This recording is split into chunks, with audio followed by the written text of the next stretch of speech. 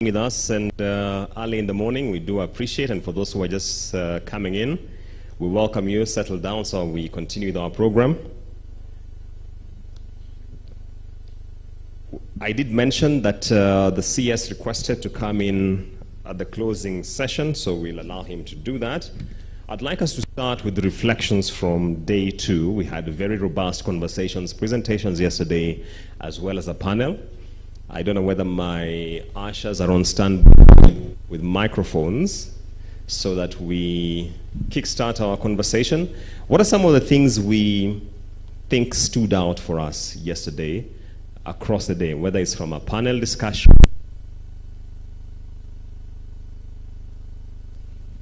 Are we there? Yeah, all right. Whether it was a panel conversation or a presentation, we had the Malaysia discussion. We talked about financing incrementally yesterday afternoon. What are some of the takeouts? So just raise your hand, remind us who you are, with which institution, and give us some of your thoughts from yesterday. Any?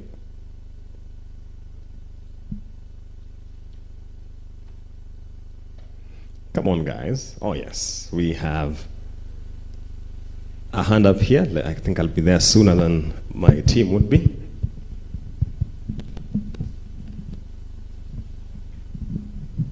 Good morning.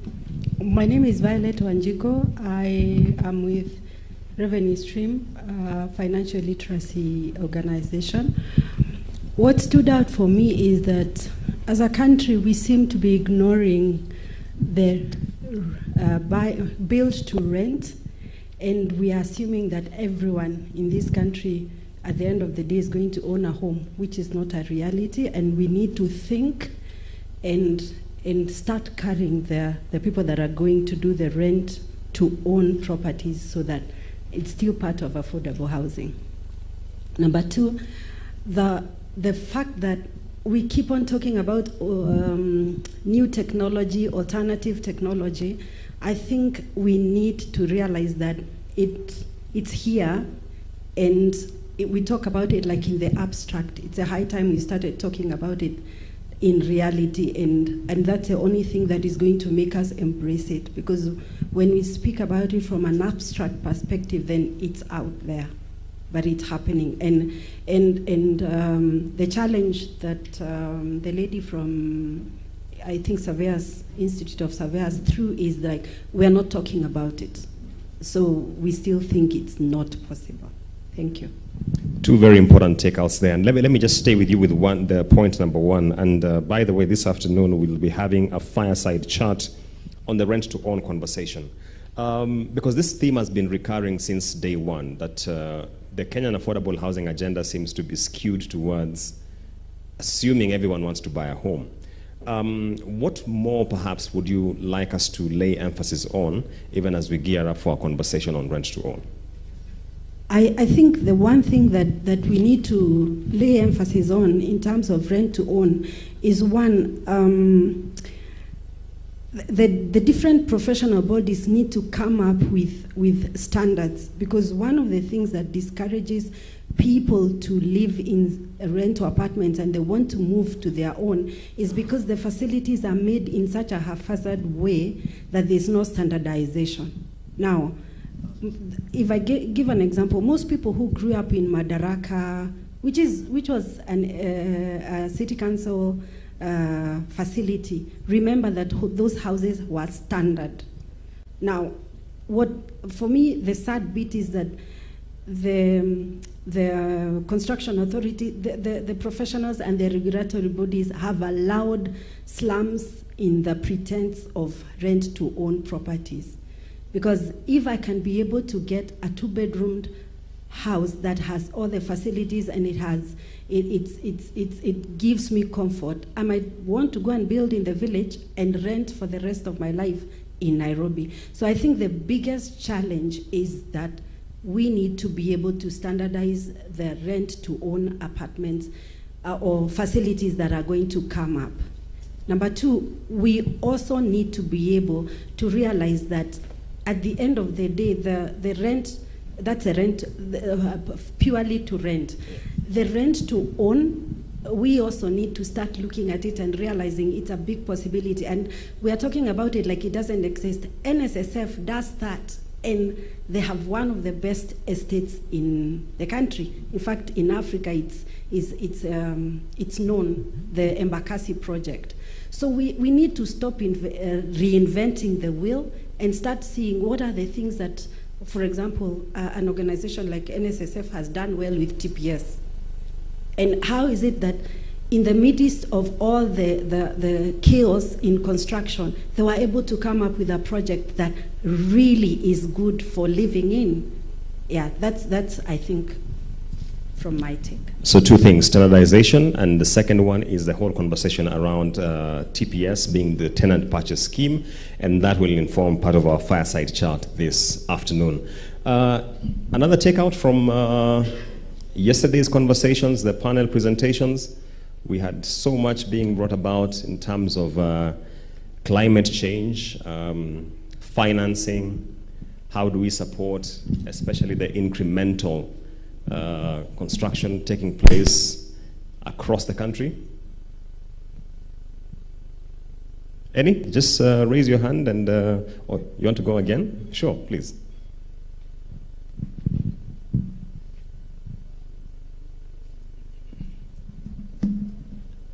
Again, financing is one place that is close to my heart. I just want to give an example. Previously, we financed a house that was worth 1 million. The cost came a 3-bedroom house that was built in Nakuru County for 1 million. And the lady that we financed was a cook at KMTC. I'm just trying to get to tell people that this is possible. And she had an income of 13,000.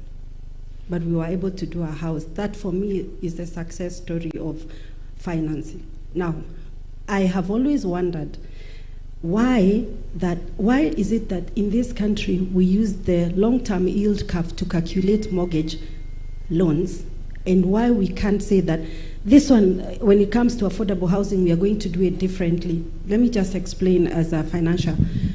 If you go and get a personal loan today, you get it and you're told you pay within 60 months. And every month you're paying a standard principal and at standard interest. Now, flip it the other side for mortgages, whether it's affordable housing or anything, whether they are at 3%, you still have to pay the bulk of interest before you start paying the principal. And even if you look at calculations that are there in mortgages, at the end of the day, even if you get that loan at 5%, you will still pay double what you paid because of the way we calculate mortgages and how they are paid. So is it possible that we look at it and say, this thing, for us to crack it, we need to change the way we calculate interest on any mortgage, even if it's at 9%, if it's calculated without using the long-term yield curve, because we want to achieve people getting housing. Can we be able to say that we can calculate it and come up with a way of, the way now, the short term, we use the short-term calculation of interest rate rather than the long-term yield curve, because that will make mortgages cheaper. It's not because even if it's 2 million and at the end of the day I'll pay 5 million when I'm done, it's not cheap. Maybe it would help if you could give us a little more flavor into this case study you've given us around the 1 million house for someone who had a paycheck of 13,000 shillings. Respecting you might have some non-disclosure agreements around there, but just how did the structuring of this financing look like? Okay, the structuring was like this. I happen to have, translated, there's something called the Civil Servant Housing Scheme Fund. Initially, it was just being given by the government. So I happen to have realized that there was a place in the Act that allowed financial institutions to be service providers. Now, what that meant is that because Civil Servant Housing Scheme Fund could only build houses and give them on loan, it meant that the banks could come in and allow people to take out the loans and do houses for themselves and buy. So that was the advantage, and that we were able to get the fund to be both run by the government and run by the bank, the financial institutions. So what we did was we looked at the lady's income, and she could only afford 8,000 shillings to pay for a house. Now, one of the things we did was that we did away with a lot of professionals, because in-house we had a valuer, we had an architect, we had a quantity surveyor who were qualified. So we decided how, and it was more of a CSR project than anything, but for me, it just went to prove that it's possible. So what we did was we went and said, rather than ask this person to go and get a quantity surveyor that is going to charge her an arm and a leg, we decided that we were going to just take it and do it in-house. So all costs were taken in-house. The only cost that she was able to incur out of that was the legal costs. So again, it's thinking out of the box and realizing if you have a team of qualified personnel, professionals in-house, why not use them to make housing cheaper? Thank you. Very, very insightful thoughts there in terms of intervention in the market. I want to prod one of my friends here who has been quiet through the 2 days. Just give us some takeouts you have so far. Good morning. I'm Stephen Wanjala. I'm a consultant in incremental housing. I've been doing this for the last 16 years across the continent. One of the key takeaway from KWFT MD, and we participated in developing that product for the bank, is the critical aspect that anything that you do, you must always start with the end user, as our sisters just alluded, that we have always to start with the end user, understand what does the end user need, what do they prefer, and what can they afford. Then you design from there, and that is the reverse thinking, which is the most difficult.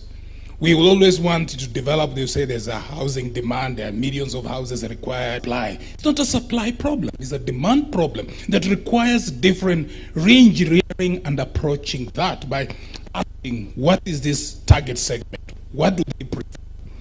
What do they want? And what can they afford? Then what should we supply? That is the most difficult. That's my take. So maybe let me just stay with you for a minute. Given your experience from a Pan-African standpoint, what are some of the markets you would say this agenda of affordable housing is being executed well, and what can Kenya borrow from there? I think I'm supporting Housing Finance Bank of Uganda. This is one of the biggest mortgage lender in Uganda. Has been in existence for the last 54 years. And it requires a holistic approach. Even an institution that has been in existence for quite a while, it requires right from the board level, senior management is a whole structuring approach that you'll find the lower segment in an institution. They buy the idea, but how does it translate to the senior management and to the board and governance of that institution? So in most cases, we have very good ideas, but we don't touch all the spots within an institution. Then we put timelines, which we are rushing with timelines, but we don't understand that it requires a holistic approach and you must be very patient. So it requires engaging every stakeholder and bringing various value chain actors on the table. Like what we're doing in Uganda is essentially the bank has also seen other opportunities of financing the entire housing value chain and developing products for other value chain actors. Because a house just comes at the end of the tunnel, but there are all these actors which are also financing opportunities. Then that is an opportunity for developing products. But when we only look at the house as the only thing we focus on, why don't we look at the whole entire housing value chain and develop products and being creative and innovative to provide solutions. So it's a holistic approach. That's what is required. And having partnership is key. Thank you so much. And speaking to the issue of the value chain, yesterday one of the panelists indicated that we look at housing as a product, but housing is a process where you go through the entire construction value chain before you get to the final output, which is the housing unit we are talking about. Let's get more takeouts from yesterday. Any from this side? This side has been quite quiet this morning. Takeouts from yesterday. What stood out for you? What would you like to share with us in terms of what you're thinking through? Any on this side? Yes, there's a hand there. Good morning. My name is Sheila. I'm from King's Developers. I think the takeout was, first of all, we have not yet sensitized information enough to everybody, from how we were talking how to approach the chamas through the SACCOs, because clearly people still have an issue with trusting a developer. In the grand scheme of things, a developer, we are the last people that a consumer interacts with. And so I think our partners here on board, because I'm pretty sure there are parastatals here, there are SACCOs here, I think there needs to be more sensitization to them, so that when they are introducing us to the consumer, chamas will be a great potential for housing. It's possible to own a house, but also it's good to break down whatever information that we have to them, because also with the Chagamas business model, that was my first time hearing about it. But what if we curate it in the market right now? Because we're a growing market, but all this information we have here, it's much better if we tell also the people who interact with the SACCOs, the chamas, because we don't interact with chamas. It's the SACCOs, it's the parastatals, it's the banks. So if they try to curate something, then they approach us as a developer. I think we'll grow more in terms of the housing. Even the mortgage conversation, still there's so much to be done. And I think if we sensitize enough, we'll get somewhere. So that was my takeout. Maybe just to stay with you, the question on the Chagamas business model, and that for those who might not have been there was the Malaysia experience. What really stood out for you about that model? What do you think we can take up as a country? Well, for starters, in terms of bonds, it's a conversation still we have not yet tapped into, where they are leasing out bonds so that you can, it's another option to mortgage financing. And so how to maneuver that where somebody knows they can go to, is it a CMA, to get the financing? That's something we still need to have more information about, because it was just a scratch on the surface from us, because we were hearing it for the first time, but we need more information about it so that we can explain it to other people, that they have other options apart from, installments, even rent to own. It's an option, but there are always legalities to it that a developer sometimes does not take it up. So if we have something else where somebody knows they have bonds that they can also use to buy a house, it's something nice. Thank you for that, and for reminding us the issue of raising capital via the capital markets. Maybe I can probably be there to say a thing or two about that. Thank you, and good morning, everybody. I think that one of the things that stood out for me yesterday was also the Chagamas model, and how they took a high-level perspective, and they said we need to be raising funds each and every single year that they then deploy to the intermediaries who act as agents for funneling the funding.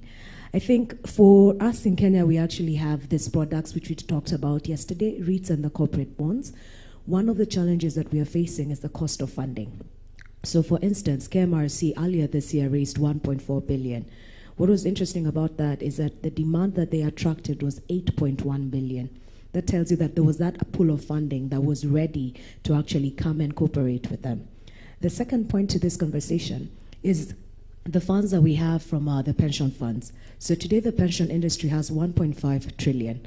45% of this is in government securities, about 20% is invested in the NSC, and then the rest is distributed in other asset classes. So I think the challenge is not that we don't have the opportunities in the market, and I agree with you, perhaps we need to communicate it more, but I think the challenge is then having the developers, having people such as yourselves or people in the industry for housing and affordable housing specifically, then leveraging on capital market products as a funnel for their funding needs. So certainly our takeout from Chagamas is to see how do we then have a conversation where each and every single year, if you are in affordable housing, you're coming to the market, and then corroborating with what our president is saying, that interest rates need to come down. But that's, I think, a conversation that we continue to follow, but we have to be innovative in saying, what else can you do to blend your cost of funding and your availability of funding by leveraging on the capital markets? And as the NSC, we're happy to talk to you, to talk to your customers, just to be able to facilitate that conversation. We're open and ready to have that conversation. Thank you so much. Thanks, Mbida. And why I brought her in is because she's the Chief Business Officer of the Nairobi Securities Exchange, so all this discussion around issuances, bonds, she's the person to talk to. There was a question raised yesterday around, oh, your hand was up, gentlemen? Yes, there's a hand here, please. Let's get some takeouts from there.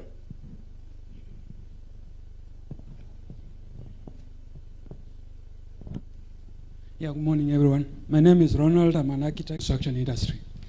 One of the things I take from conferences like this is if you've done research in Africa, 80% of our construction or delivery of houses is done through owner-led construction. So the developer only works on 20%. Yet it seems like the focus is on streamlining that 20% as opposed to streamlining the 80%. So I think as we sit in conferences like this, mortgage is very straightforward. It's an idea that has been perfected elsewhere. But I think maybe we live in a country where we need to rethink what works for us. And if the market, if you actually build a hotel and people are sleeping outside, it should tell you that maybe you need to redesign the sleeping quarters so that people, so that you design for them. So that's one. The other thing that I think about also, which is really African, it's only in Africa where a poor person has two houses. They try to own a home in the city and a home in the village. When you go to foreign countries or developed countries, it's only rich people who can afford a holiday home. So then it means we need to rethink. For an African, for Kenyans, do they want to own a house in the city, or do they want to own a home elsewhere and have somewhere to live in the city? And then provide maybe comfortable living areas in the city. For example, if I want, I don't understand how somebody would want to own a bed-sitter in Ngara, for example, for life. People just want to be there for that period when they're there, but they want to own a house elsewhere. So what I'm trying to say is that we need to innovate. Innovate based on the real people we are dealing with. And if people are building this way, then even our financing has to focus on that. And I don't see a lot of that. And those are the questions that we need to rethink. Let me stay with you for a minute. About a year ago, I moderated a conference where the second issue you have raised actually emerged. And the conversation was focused on dead assets in the countryside, where you build your house in the village, you go there once a year, and even the attrition that you see in the house just disturbs you. And a lot of the sentiment we received is that there's some Kenyanese around this sentimental attachment to a house, whether it's in the city or in the countryside. So people just want to buy these units. So the question emerged, how do we then begin to rewire that DNA where we feel that unless I have a house in Nairobi, even if I have assets worth what at the stock exchange and wherever, until I have a house, I don't feel like I've made it. I don't know, that's a conversation we need to have. And I don't know how many people really think like that, or it's the business of offering houses that thinks like that. we need to go back and ask people, do they really want to own the house, or it's just because it seems like the right thing to do at a certain time when people are doing this? So it's a serious conversation to have. But what I'm trying to say is that we are in a country that we need to ask ourselves difficult questions so that we're not having those dead assets you're talking about. And we're also thinking about, we just passed a constitution in 2010 that changed the way development is done in this country, opened up the rural areas, so that when you're talking about the rural areas of 10, 20 years ago, it's not the rural area of today. So what does that mean in our changing approach to development for, of residential homes?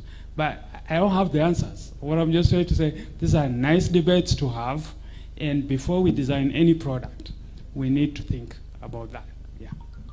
My final question to you is the 80% you spoke about, that is owner-led development. How do we crowd them into this sort of conversations and ensure that we're not just focusing on the 20% as you said? For me, I think, we, again, are an informal economy largely. That's why we call ourselves a Kadogo economy and all that. We need to figure out how to then streamline that so that it can attract finance. One of the things that you have is, for example, when somebody is building a house on his own, he actually has to manage every contractor, he has to manage every supply of materials and all that.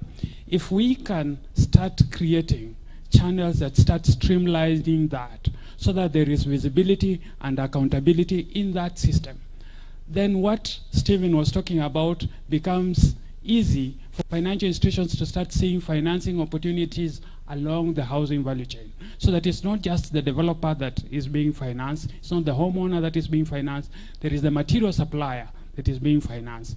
There is the contractor, the small SME contractor who is trying to build that house and running into challenges of money, and as a result, making the house expensive because it's cutting corners.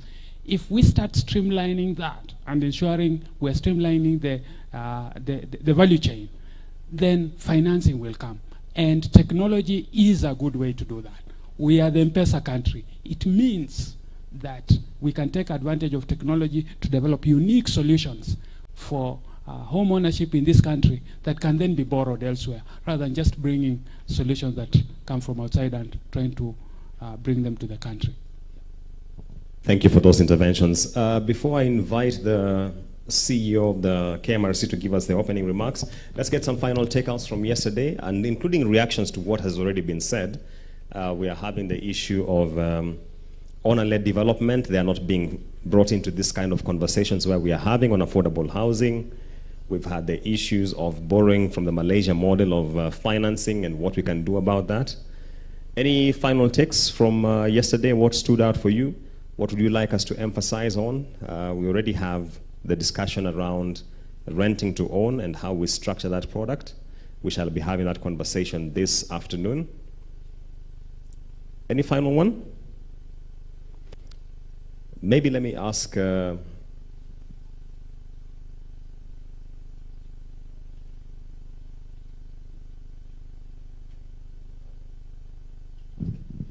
right, I'm told once we're done with this, then we shall go into the panel conversation. Let me just mention their names so that they're getting ready. That panel will be focusing on incremental housing development, what it takes to scale up. It will be moderated by Sita Shah from FSD Kenya. And we shall have Peter Munyange, United Sacco, Joseph Njoroge from Safaricom Sacco, Benson Kimani from Harambe Sacco, Richard Nyanga from Okulima Sacco, and Jafford Mwenda from Stima Sacco. That will be our panel right after we finish this. There was a question raised about chamas yesterday, sitting on a lot of capital. We are not figuring out how to bring them into the affordable housing conversation, and yet the gentleman who was seated at the corner there last evening mentioned he has built 700 units out of Chama financing. Never walked into a bank, never walked into a SACCO. These are institutions which, though informal, exist in our midst. Any thoughts on how we can bring them into this conversation? Chamas, and I'm sure virtually everyone here must be in one or another. Nyale, any thoughts? I think to me is the rethinking that we need to do to ensure then how do we tap into that area, because definitely there is untapped area. When you listen to the bankers yesterday, there is an element of needing formal structures like a person, a company, and something like that. But I think there is a lot that needs to be done to rethink and see how else then do we finance these people as a group. And I think that's the model that KWFT does. It gives money to a group, and it puts the pressure to the group to ensure that there is no default among themselves. So whereas KWFT does that to the rural areas and ensuring people also are able to get housing, which is a good thing, in the devolved counties and urban areas, how then do we use that model again to ensure that then as a group they can get financing, either get one mother title, and then they can be able to build, and then as they finish their mortgages, they're able now to separate the titles, and everybody then is out. I think there's a lot of thinking that needs to be done from the financing side to ensure that it's done, but I think it's a good concept. There's oh, my ashes are out, it seems. I think when we look at chamas, we have to think of two things. One of the biggest challenge in Kenya is that there's so much distrust when it comes to finances. And the reason why chamas exist is because you want to be able to control what your money does. Now, for me, I think the easiest people to handle chamas would be KMRC. Because if they were to say, we are doing a bond, and that bond will be bought only by chamas, and we give you the confidence that at the end of every year, we are putting it in this project. And at the end of every year, you get 14%, 13% return, or even if it's 10%. Now, because they have the structure, the chamas who have the confidence that there's someone who is watching because of their money. Because at the end of the day, we've seen developers take people's money and they vanish into thin air. So I threw the challenge to KMRC. Why don't they, instead of just going to NSA, and I have no problem with them going to NSA, but why don't they start looking at telling people that have money, the small people, come, and this is a project you're going to invest in, and in 3 years, this is your return. I'll come in as a chama. Interesting thought there. I'd like to get a response from KMRC. But before that response from KMRC, let me... Oh, yes. Thank please. you. Thank you. My name is Peter Wairegi. I'm the chairman of KPRA. I just wanted to follow up on that. When I was in the US, I was there for about 25 years.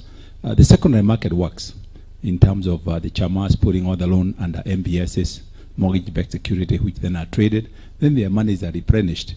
Therefore, then they are able even to lend more. So I think bringing secondary market is the way to go. We have formed a company called Nationwide Mortgage Company in Kenya, and we have some investors. So we'll be providing some funding. What we are looking to do is to do a secondary market platform, where then we can go to Chama and other developers and provide additional funding, including going to the capital market. So if anybody is interested in that, they can talk to me. The company is now registered in Kenya. It's called Nationwide Mortgage Corporation. Just tell us, I'd imagine as you form this company, you've done some market sounding around the chamas. What sort of appetite are you getting from them in terms of what you're trying to spin off here? Mainly, in any business, they are looking to make a profit. That's the purpose of an enterprise.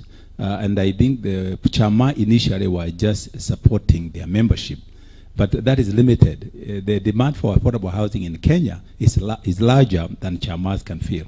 So therefore, we see the demand is there. The issue, as you mentioned earlier, was the cost of funding. So if we can really bring the cost of funding where it should be, then you will see that we can do the secondary market lending and provide a little more people with affordable housing finance. The last thing also, as part of KPR, is training. Somebody talked about sanitization here.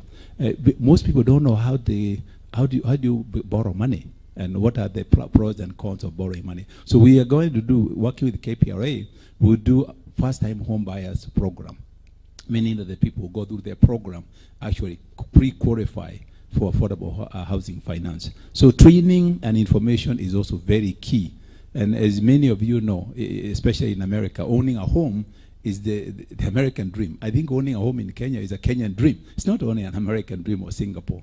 So I think many Africans or many Kenyans are afraid of borrowing because their thought process is that I'll lose the money if I cannot afford to pay. But if you have enough training and sensitization, then you can see that we make the borrowing attractive and also affordable.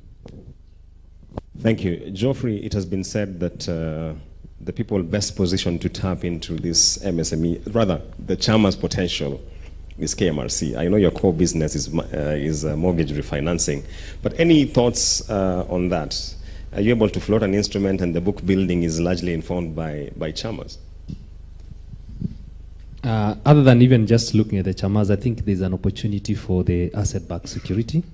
And I think that is one of the things that KMRC is looking at in the future, that as we standardize this market, we standardize the mortgage origination processes, then we have a mortgage that is standardized in the market, then that can be packed as an asset that actually will be then availed in the stock market.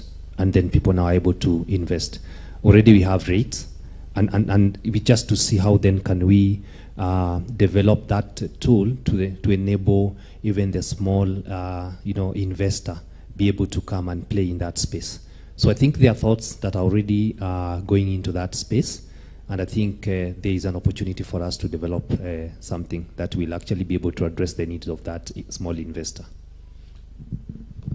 Thank you so much. I want to take this opportunity to invite our panelists on set, and as I do that, let me ask the technical team to help me with microphones, because we'll be on this platform. I want to talk about our first panel this morning, that is incremental housing development, what it takes to scale up, and this conversation will largely be steered by members from the SACCO community.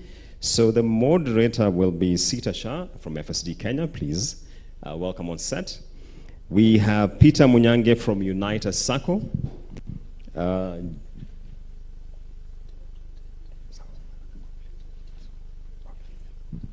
We have Joseph Njoroge from Safaricom SACCO, Benson Kimani from Harambe SACCO, and finally Jafford Mwenda from Stima SACCO. So let me welcome all of them on set, and let's appreciate them as they come, so that they take us through the next 50 minutes, focusing on incremental housing development, what it takes to scale up. Sita, I think you want to be on that side or this side?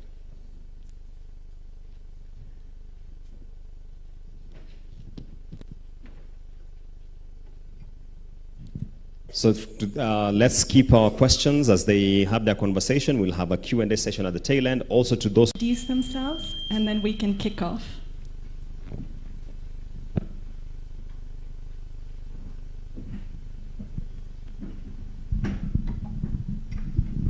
Good morning. My name is Peter Munyange, Head of Real Estate in Unite SACCO. Morning. I'm Joseph Njoroge. I'm the CEO of Safaricom SACCO. Good morning, everyone. I'm Benson Kimani. If you want to chip in. Okay, maybe I can go first. Before KMRC, SACCOs used to give what we call the development loans, and the tenor for these loans ranged between 4 years and 6 years, and some SACCOs that never had liquidity challenges could go up to 6 years. But for LAD, a majority of us were doing 60 years. But even before KMRC, some of us, like if I put a case for my SACCO, were still able to do mortgage. We had a mortgage product which you could do for 12 years, and the maximum we could give was 10 million. So we were still in this space even before KMRC. Thank you. Probably, if I can pick it from there, because I think my experience is a bit different from Njoroge's. Before KMRC, Harambee Sacco was not doing mortgage at all. So the mortgage division, or the mortgage product at Harambee, is a direct consequence of KMRC being in place. So what we are saying is that if we didn't have KMRC, maybe I would not be in this panel today. But we were still doing the other lending, the normal lending, what we call development loans, like he has explained, so I don't need to go back there. But before then, we were not doing any mortgages. Actually, Benson, could you go into what a development loan is? Maybe people don't understand, so. You know, the name SACCO stands for Savings and Credit, and the members of the SACCO do exactly that. You save so that you can be able to borrow. So your borrowing is a factor, or is a product, or I don't know which word to use there, is determined by how much you saved. Is what we call in the SACCO movement the multiplier effect.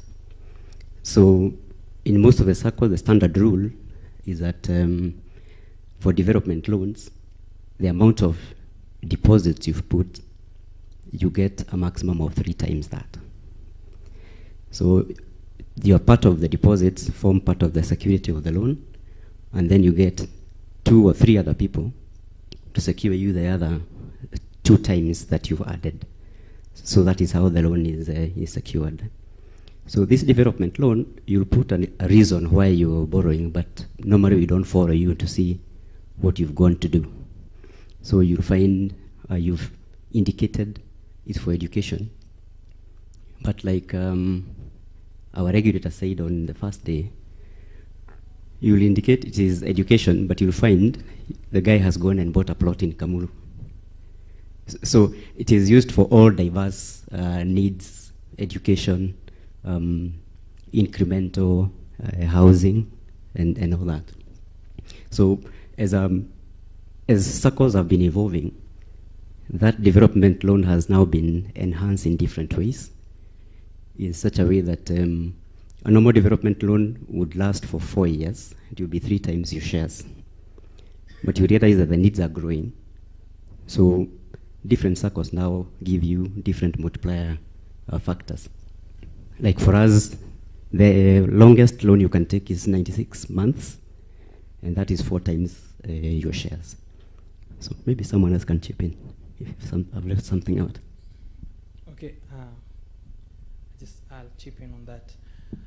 I think fundamentally, if you look even at the statistics in the market right now, 90% of the financing of housing is done by SACCOs.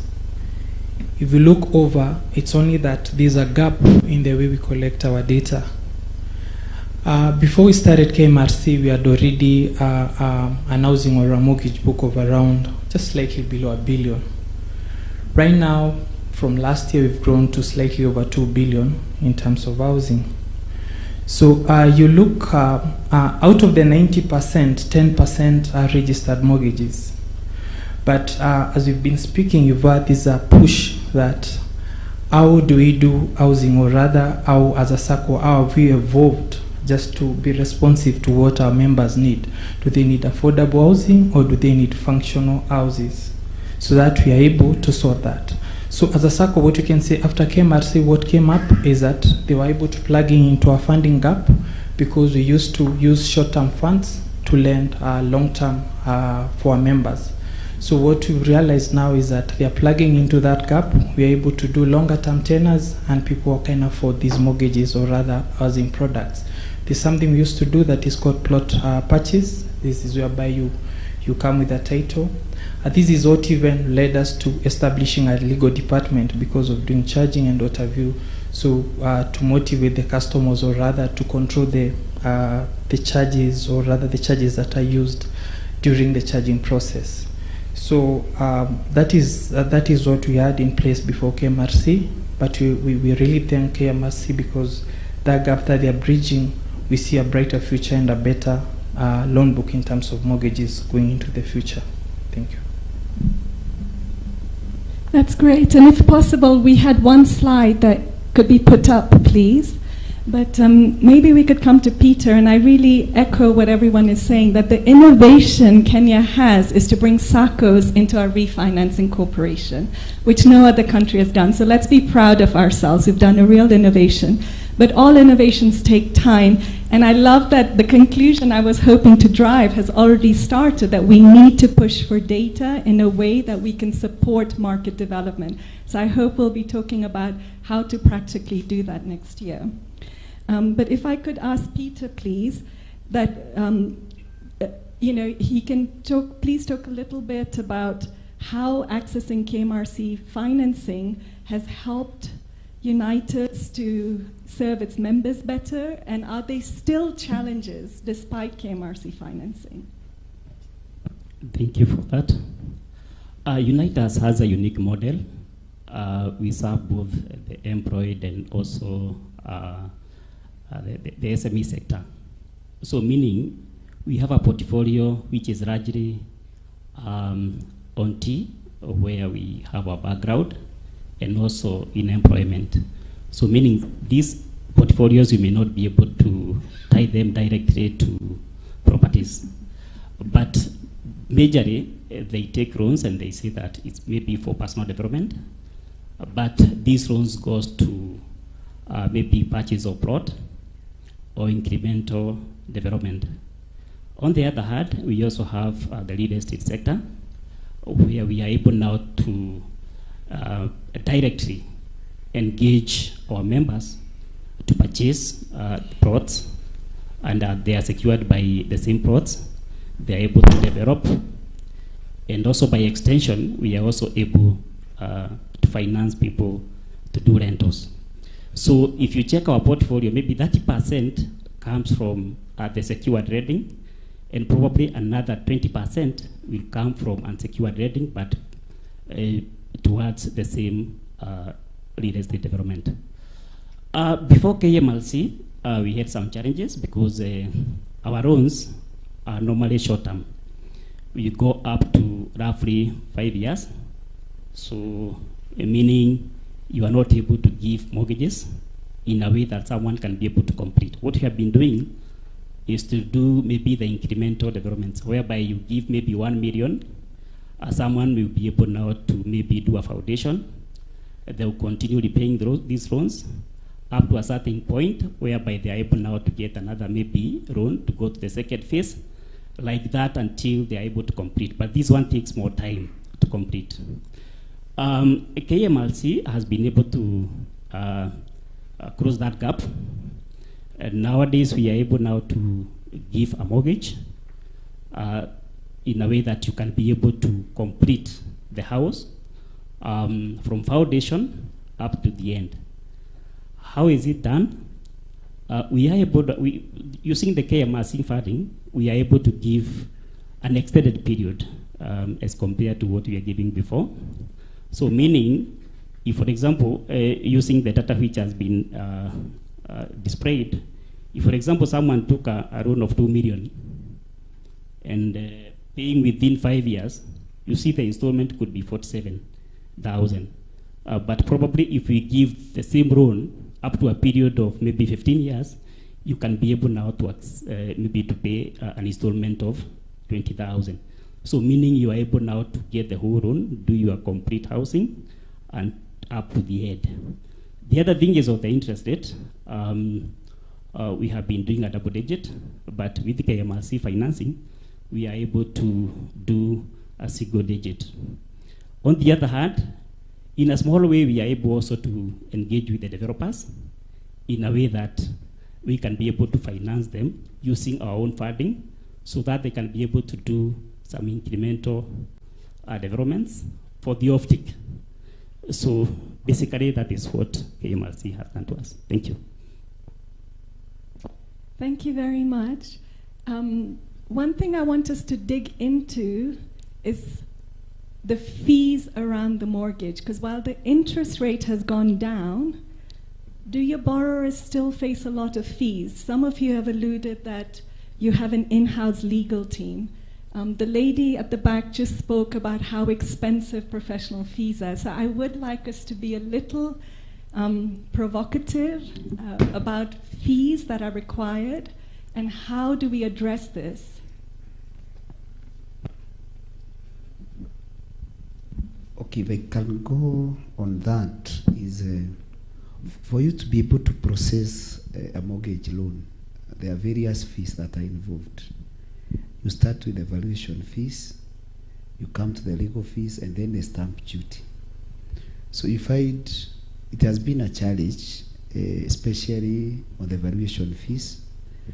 The professionals here, the valuers will tell you that whenever they want to do a valuation, they use a scale. How they charge, they use a scale. I think the Valuers Act. When you go to the lawyers, they will tell you they have the remuneration schedule.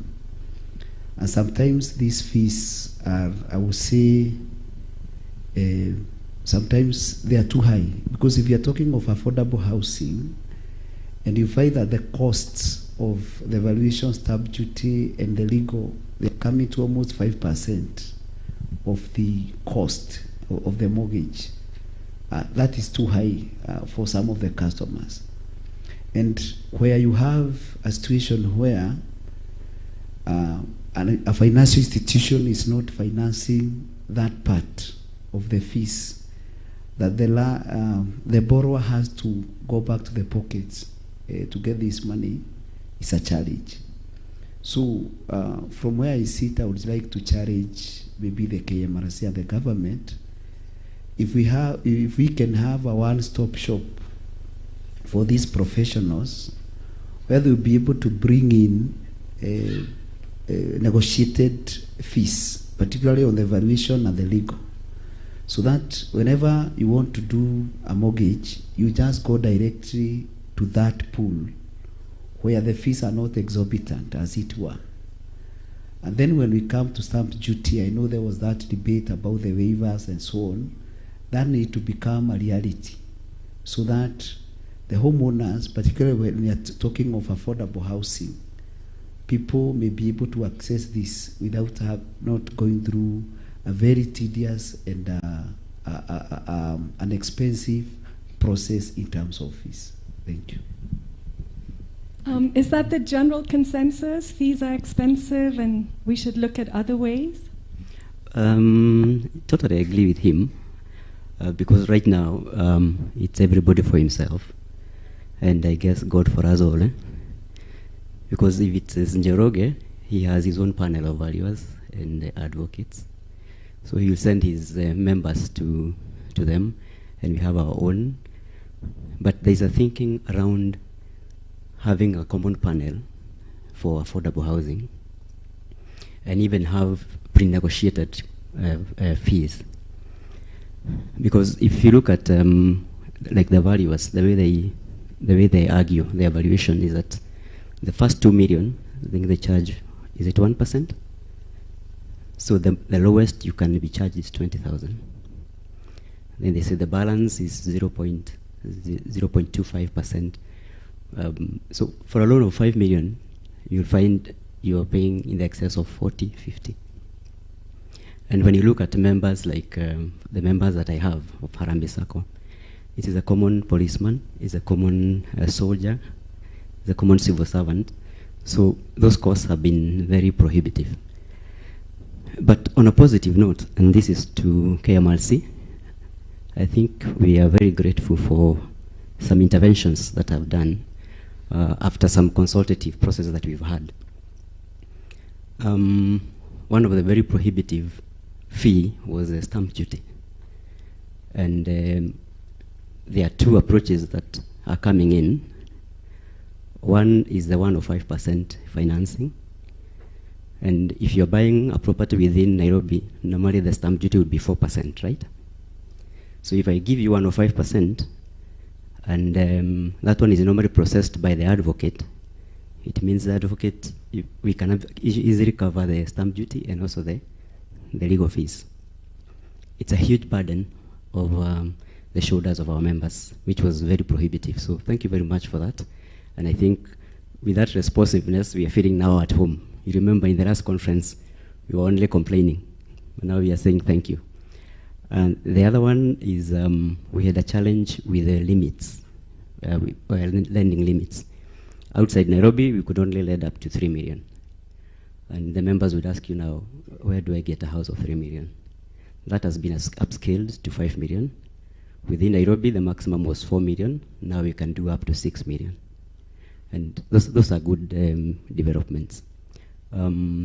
So I think it's a challenge that KMRC can take up. If you can have a panel that is negotiated by KMRC, then we have a pool where we can go. I think it would help. So I think we're putting a lot of responsibility on KMRC, and they can be the vehicle through which we get our voice out, but we all need to lend us support. And we're noticing the very positive developments, but there are others that we still need to work together to achieve.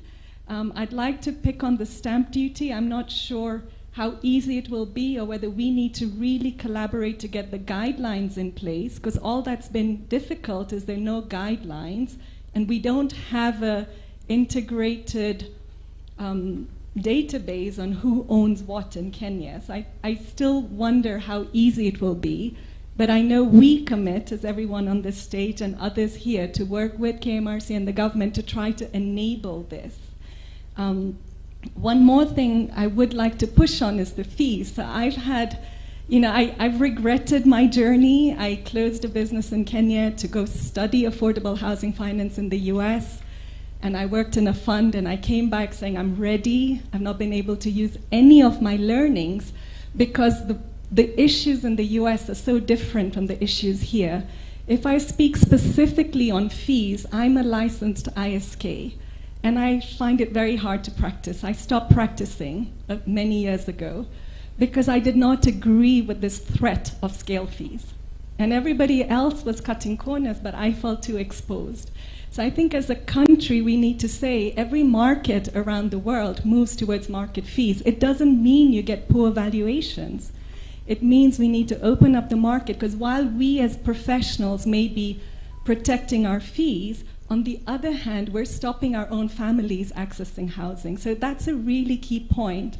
One way we managed to reduce legal fees in the fund I worked at in the US was having an in-house lawyer. So our lawyer fees were very low. But that was allowed because professional fees were not regulated. So I think that's also a takeaway for us for the next year. That how can we ensure that professionals are satisfied, give good quality services?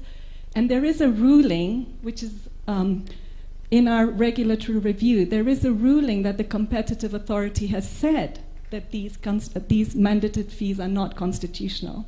But it's all chaotic and disarray. So that's a really strong point that I hope we can work together on.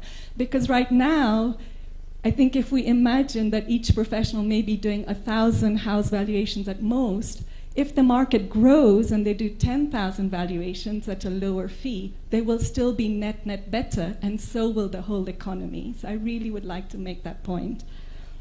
The other thing I want to ask is something that was really interesting on the interest rate deduction. So far, SACCOs have not benefited the way banks have. So could I ask any of you to comment on that, where you feel we'll be heading towards?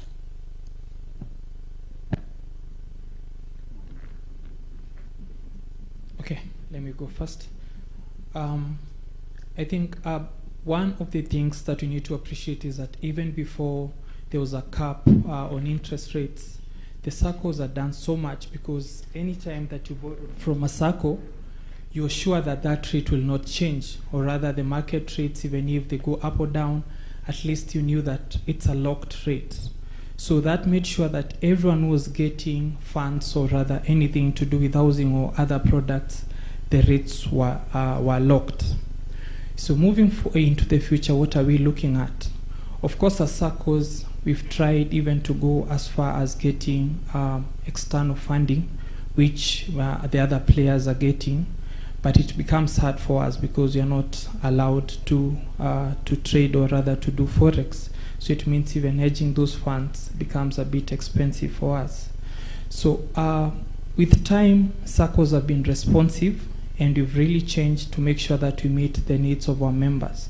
But as the regulation from the government, being responsive to the needs or to the evolving needs of the SACCO, for them to be able to get sources of other fundings to be able to bring down the cost of lending.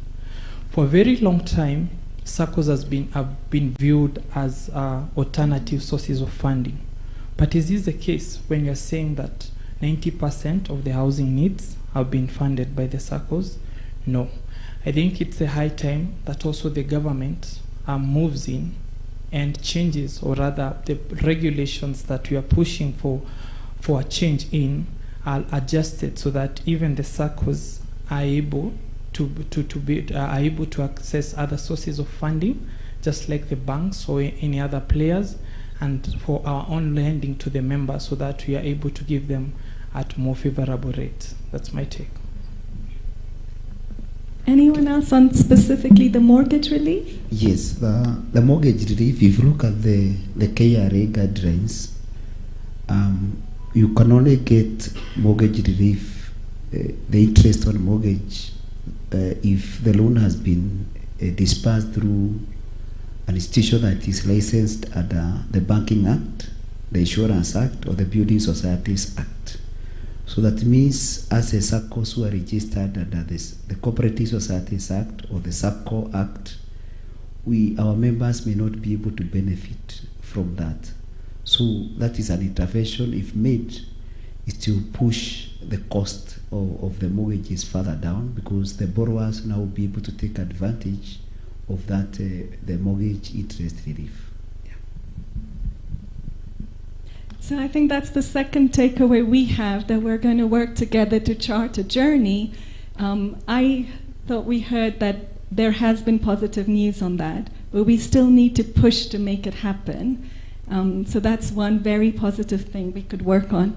I would like to ask members on their experience in charging the security, because one thing that is why you are part of KMRC, the fundamental requirement is your loan is secured against a real estate charge. So and that is a big difference between how you're lending and, for example, the KWFT model, where they're not taking a real estate charge. So what is your experience in obtaining the charge, both in Nairobi and outside Nairobi? Thank you. I think our experience has been, it has been taking too long for us to get the charges. From the word go, when you are doing valuation, you need to probably have a search. Getting a search with the digitization era has not been very easy. So what is happening is that we are taking more time to deliver these houses or the mortgages to our members, in that we have to complete the charge before maybe advancing the mortgages to our members. So we are looking forward maybe to maybe fast track the process of digitization so that moving forward we can be able now to maybe deliver the mortgages faster to our members. In Nairobi, it's taking even 6 months to get a charge. The upcountry, even up to 3 months to get a charge. And of course, that one makes maybe our members a bit discomfort. They feel like maybe we are slow in the process. So if it can be fast-tracked, then it can be very good for all of us. Thank you. I'd also like to take a minute to talk about this. You know, as I alluded to, I studied specifically affordable housing finance, and there's an amazing course that happens every year where central bankers and government officials come to the University of Pennsylvania, and they'd all come and say, teach us how to securitize. We want to learn to securitize. And the message back from the professor who led it, who worked in emerging countries, she's behind the hundreds of thousands of mortgages that are happening in Egypt and in Malaysia, the Chagamas model. She said, fix your basics. Don't jump to securitization.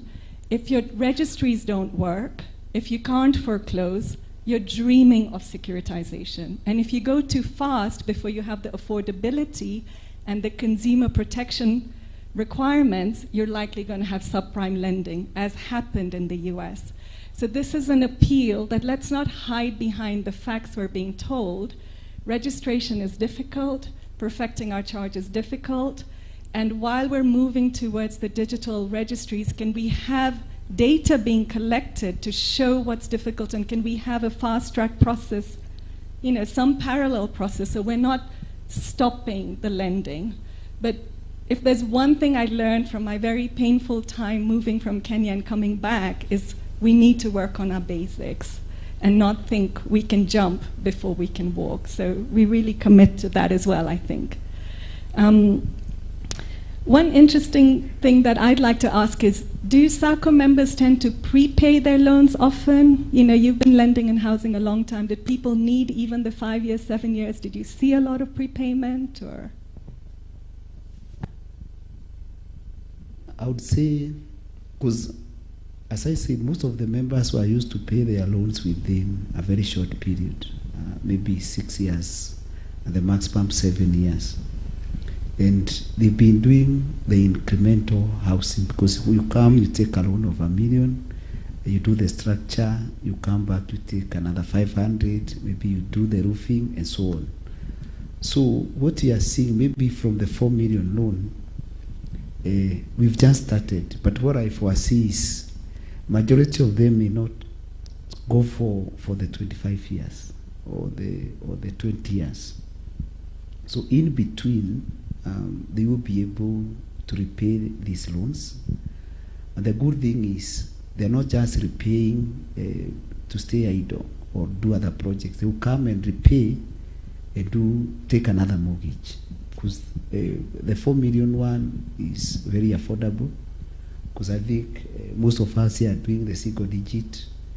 So for a loan of 4 million, you'll be able to do deductions of 33,000 or thereabout per month. So maybe when they repay up to 2 million, they will come and pay the balance of 2 million and apply for another mortgage. Because that has been the practice in our industry. Rarely do members pay the loan up to the last installment. Yeah. And when they take another loan, do you have the fees all over again? Do you charge again, or can you reuse your earlier fee structure? Or? Okay, it depends from institution to institution. There are those who will pay what we call the bridging cost, a percentage of the outstanding loan. But now the challenge, what you brought in is, if they're taking another mortgage, again you see they have to undergo the same process of valuation, the legal fees, and so on. So that's why we are saying, if we can have subsidized fees structure, we'll be able to encourage even more members to take advantage of the affordable mortgages that are in the market. I think another trend that we are seeing in the market is that our model is very different. The way you access credit is you have to get a guarantor. So they are using, even if after you pay this mortgage, they are not discharging the properties. They're using the current charges to get access to other credit even after they finish.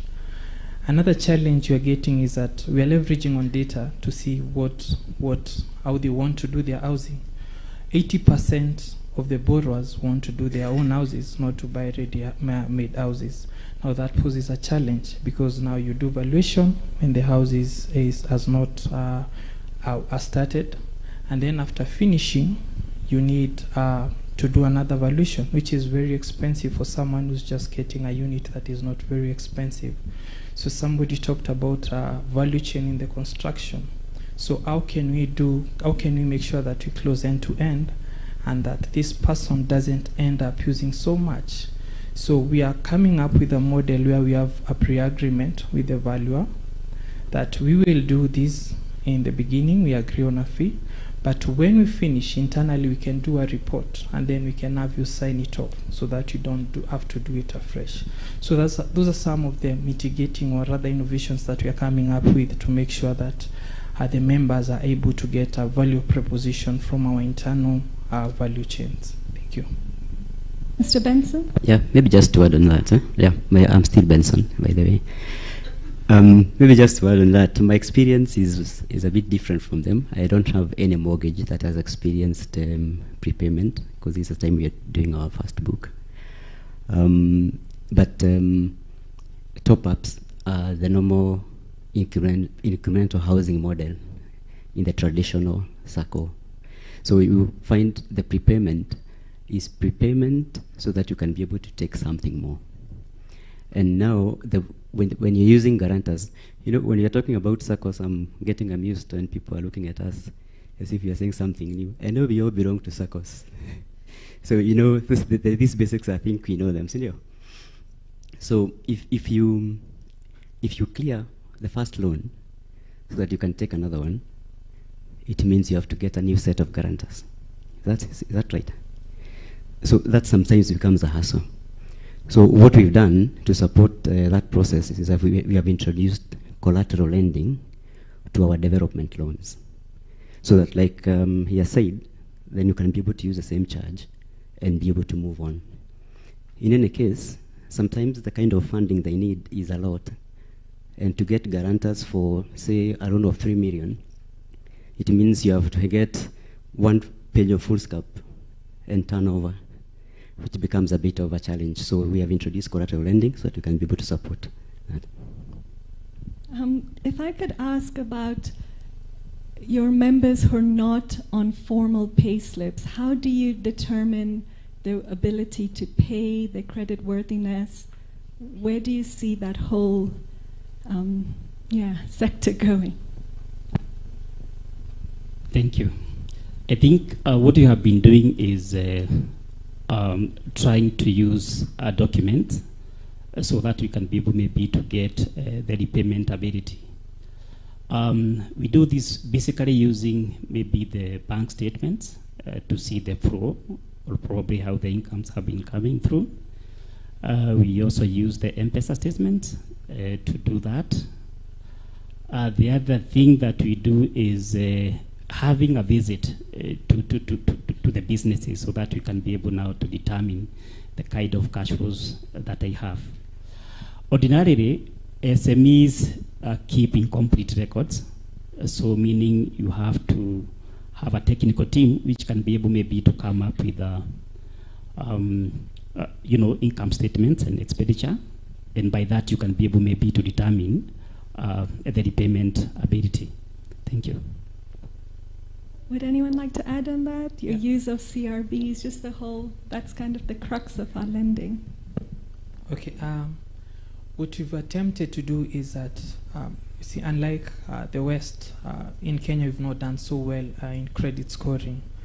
And as I alluded earlier, is that the guarantor model is not working, because even when people default, when you try to make these other people pay for them, their pay slips are already overburdened, so they are not able to honor the obligations. So we are partnering with the CIS. We are trying to come up even internally with a scoring engine, where even some of the loans, like the mobile ones, are automated because they are able to monitor how much you deposit, just like the banks do. Also moving forward, because most of the funding, or rather most of the ability now is in the informal sector, you realize that if you're able to track, or rather if you're able to track somebody's savings, even if you're to peg the monthly payment that they do to their savings, you can be able to monitor and know what size of a mortgage, or rather what size of a product they can be able to service. So some of these internal engines, or rather softwares that we are using, we are able to gauge how the informal sector is doing. And for sure, I can tell you there's a lot of money in the informal sector. What we need is just to leverage on how we collect data. And I'm happy that Sastra now is in the forefront, even from the reports that they're asking from us. They are so detailed. You're able now to monitor how the different sectors are doing. So if you can just go granular to the individuals who are contributing to this data, you can be able to score them and give them credit accordingly. Thank you. Anyone else wants to add? I have a very polite panel. I can't believe everyone's... Okay, I think from what you have said, technology now is the driver in lending. We would like to use the AI, artificial intelligence and analysis so that we can understand our borrowers' history, how they've been paying their loans. Most of us have also integrated with the CRBs that you are able to see their scores. But the future actually is not in the, or our focus should not be on the salaried people. Because in this economy and in our country, I think they are the minority. The majority are those who are in the formal sector. So the challenge is to ensure that we have a way of assessing their credit worthiness. The technology will come in handy. As you do the cash flow based lending, technology, if you plug in technology, the AI, the BI analytics, the credit scoring engines, you'll be able to get a very good credit history for these members. And now you'll be able to even be able to assess their credit worthiness. I would say, like in my circle, 60% of the members that we serve are not employed, and they are the best borrowers because in terms of even the amount that they take the largest amount of loans. So as we do this conversation, I think of affordable housing, we should not focus so much on the payslip. Let's focus even on these other incomes. Thank you. Maybe I can chip in something, because again, this is a space we are getting into. Harambee Sacco is traditionally known as Sacco ya Gava. So it has been the Sacco for civil servants. So we have been on the payslip for the longest. But some time last year, we opened the common bond. We realized what Njoroge is saying here, that the future is in the business, in the micro MSMEs. So we are getting into that space, and maybe if I can just add 2 more scoring parameters we are using, is scoring back on statements and getting some recommendations from the ecosystem of that business, maybe the supplier or the customers. Thank you. I also want to add about the chamas. Unitas has been acting in this space, and not all the chamas are bad. Some of the chamas are very good, and out of the total real estate portfolio that we have a good percentage coming from chamas, in a way that they come in a group, they buy a piece of land, after repaying the loan they can come, and probably each and every one will have his or her own title. We have a very good example of a chama in Nakuru, which has come together. They have done a project together, and they are able to deliver housing units at a low cost of about 500,000. So it's not all the chamas that are bad. Some chamas can come together and be able to deliver the housing agenda. How do we now come to maybe assess the chamas? What we normally do is that we check on their history. We check on how they have been doing their contributions. For example, they may probably be contributing 10,000 per month, meaning that is money that has been set aside. It's like a saving. So using that kind of a saving, you can be able now to come up with maybe a kind of a loan they can be able to be advanced. So we also use the saving traits in chamas to assess their ability. Thank you. Thank you very much. I think we're coming to the end of our panel, and we can open it up for questions. I think the one question I wanted to ask was based on the slide, the last one, if you could bring it up, and it's almost a thought rather than... and the question is, even though the interest rate, the monthly installment has halved, or more than halved with KMRC, do we genuinely know the affordability and preferences of our population? So I've highlighted the 4 million unit, and again, this is looking at would a family earning 140,000 gross be able to spend 42,000 for housing? And do we really know that? You know, what we hear, but we don't have a large enough research base, is people spend much less than 30% of their net income on housing. Yet the percentage formula we're using is 30% of gross income.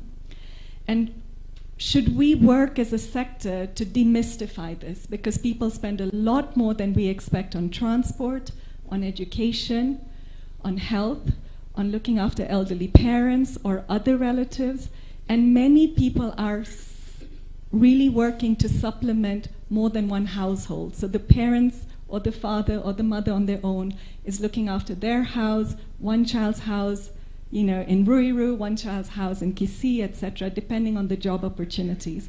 So do you feel, and this is particularly relevant with KMRC because there's a cap of 150,000 for the concessional financing. And we also know the concessional financing will end at some point. Every good idea is started with, you know, the idea is you start with concessional financing, then you build the market so that you don't need concessional financing. And also the cost of finance will come down as the market grows and you slowly taper the subsidy. So we know we're not going to have the subsidy forever. So I guess it's a question to the panelists and the question I leave for us. What percentage of the take-home income can Kenyans spend on housing? And it may not be the set percentage for everyone, but is that something we should spend time and money to dig in deeper? Okay, maybe to start off is, if you look at the installment here, is a variable of two things, the interest rate and the tenor. So first of all, you can play with the two. So if you can bring the interest rate down and increase the repayment period, say for us we're able to do for 25 years. So the 42,000 will come down to around 30 or 31. So by that, you'll be able to have extended that or reduced the burden, the monthly installment from the 42, say to 32. So, and I hope that the concession will not end soon, and if it's something that can be sustained for long, because if it does not stay for longer, the issue of the interest rate now will not be able to bring it down further from what we are seeing, the 9%, the 8%. But in terms of the percentage of the income, what you can put to housing, I still feel 30% might be a good percentage. Because if you're able to settle somewhere, I know even in this Nairobi, the biggest challenge anyone will have is accommodation. But remember, we were talking about the affordable housing, but where is it located? And this actually is a challenge now we are having on the supply side. For Nairobi, for you to get the houses of the 4 million, the 5 million, you have to go on the metropolitan. That is either in Kajiado, Machakos, because I don't think even in Kiambu you'll be able to get the 4 million house. So the conversation we are having on what is affordable housing is even the accessibility of those houses. Because if I buy a 4 million house in Kisilia, then how much will I be spending on transport and other issues? Do we have good schools in Kisilia, or my kids have to come all the way to get a good school in Nairobi? So the issue of the percentage will also depend on how accessible the affordable houses are, because as we speak, the 4 million, the 5 million, you only find it about 30 kilometers outside Nairobi. So if the developers now can be able to do this, what we call the affordable houses, within or at least near the city center or near where the people are working from, then we'll be able to cut those other costs like the transport, so which will be able to be accommodated in the housing budget. Thank you. Thank you so much to our panelists for that illuminating conversation. Before we get into the Q&A, let me just make a special recognition here. And I'll be inviting him to give some remarks just before we go for tea break, and that is the Member of Parliament for Imuro Dikir constituency, Honorable Johanna Ngeno Kipiegon. Thank you for being here with us. We really appreciate it. So as we take Q&A, just prepare some few remarks on matters of housing. So let's get to the questions to our panelists. You've listened through the conversation around the conversation on SACCO movement, what we are doing, addressing issues of affordability. Any quick questions from the floor? Yes, we have a hand on this side, please.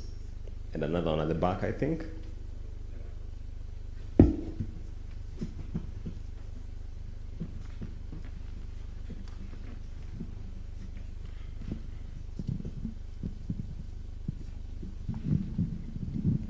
Just a quick comment. Your panelist, one of your panelists talked about the majority of borrowers being not employed. I just wanted to correct that. It's a self-employed. When you say somebody is not employed, that means they have no income. But the majority, I would say over 70% of entrepreneurs in Kenya, they are self-employed. They have a cash flow, they have a business, whether it's mitumba or hardware shop. And the way to assess them, you can get their banking statement, you can get their reference. So they don't have that structured. You know, the majority of the people overseas where SEATA was, they have employment and they have income and they have credit. So we need to change the way we underwrite the loans here, using all the criteria, including the 30% of gross earning. That is okay to have a standard, so there is a way to evaluate. But ability to pay is based on multiple factors. One of them, of course, is income. Whether you're employed or self-employed. The other one is, of course, your savings, your asset base, the collateral, of course, the credit. So I think we need to expand that underwriting so that many can qualify. In terms of the comment of affordability, I agree. I don't think you need to go to Kajiado to look for affordable housing. I think you can buy a house within the city, in Kiambu area, in Ruaraka, in Ruiru, and Thika. There are people are building high-rises, townhouses. So you don't have to live in a single family house as if you are a farmer. You can live in a gated community where it's shared compound. Then the cost of that house is cheaper. So it is possible to have a house around Ruiru, Thika, Kiambu area for the 4 to 5 million. So I think once we expand this marketplace, you'll find that we can even do more in terms of affordability. Thank you. Did I see another hand at the back there? Oh, there's one hand there and one here.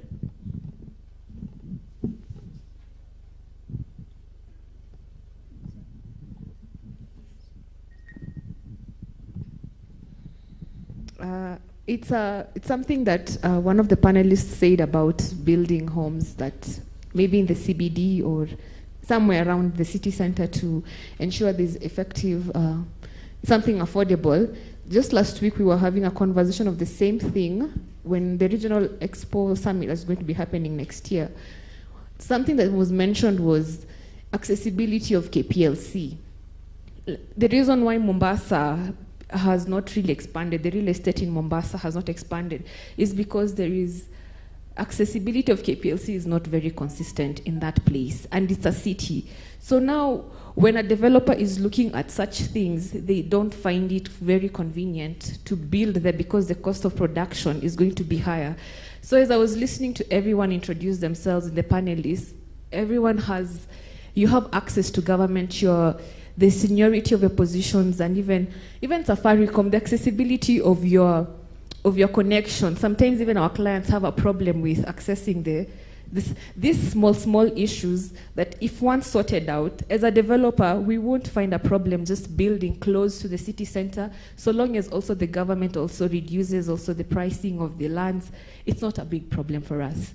That's what I wanted to reiterate on the last point that was said about cost of production. About building homes near the city center. It's possible, but it has to be, we have to have help from the other side. Okay. There was a hand here and another one there and another one there too. Okay, my name is Anansieta Ndumi. No, please go ahead. Anansieta Ndumi, I'm from Mwalimu Assets Management, the investment subsidiary of Mwalimu SACCO. What the point I would like to lean on is on the professional charges. We have a very good gated community in Kitengela, Kisaju, and what I can share is that if you build a good product, Kenyans will buy it.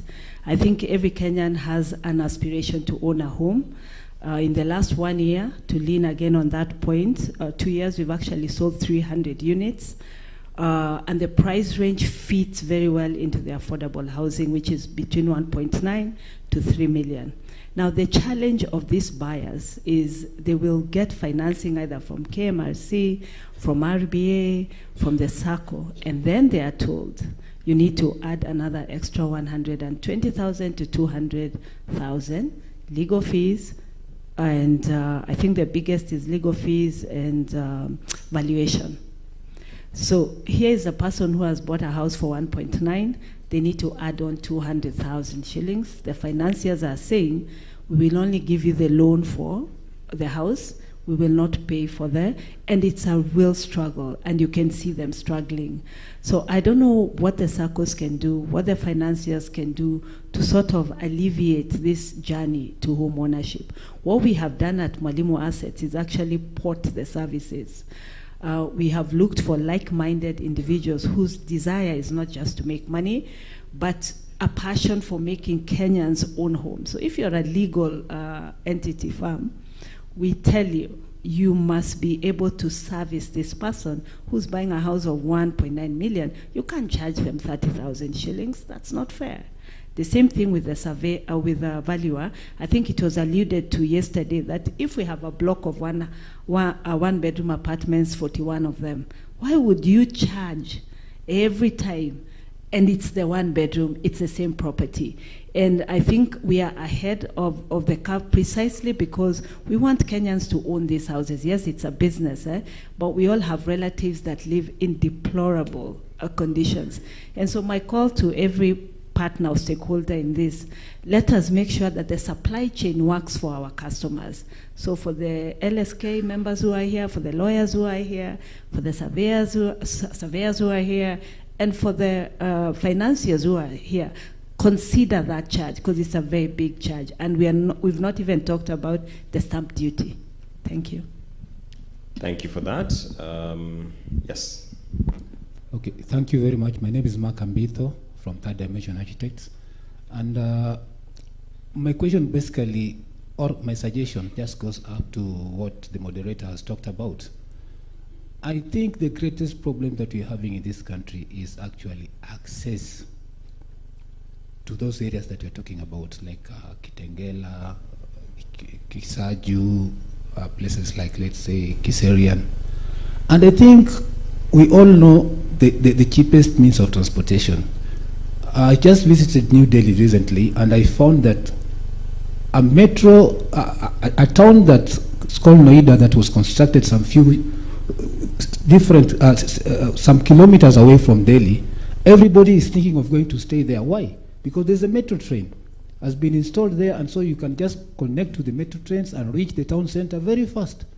So I think the stakeholders, all the SACCOs, and because we have a member of parliament here, the most important thing that we should be doing to access this accessibility, affordability, is to make sure that we have something like the metro trains, at least within circulating around Nairobi, so that at least these satellite towns can be constructed cheap houses and people can access even the CBD as fast as possible. Unless we do that, then you could be staying there and you take about 5 hours getting to Nairobi.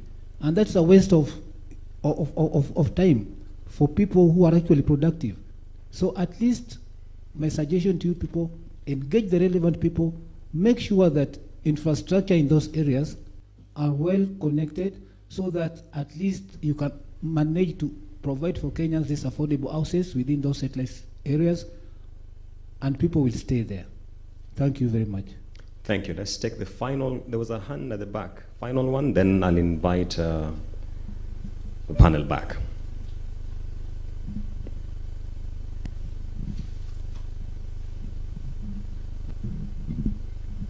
Thank you. My name is Pius Kipto from Coop Bank, and my question is how we can improve partnerships between the SACCOs and banks. Currently, the current practice is that if you need to transfer property, banks will not take another taking from a SACCO unless the SACCO through goes another bank to issue a guarantee to the bank. So what kind of interventions can we have so that we can accept as banks, we can accept undertakings directly from SACCOs? Because we play very huge role on the supply side through the housing and investment cooperatives. We have assisted them to do a lot of projects, and what we struggle with is on the offtake. And as we know, SACCOs are very good market aggregators.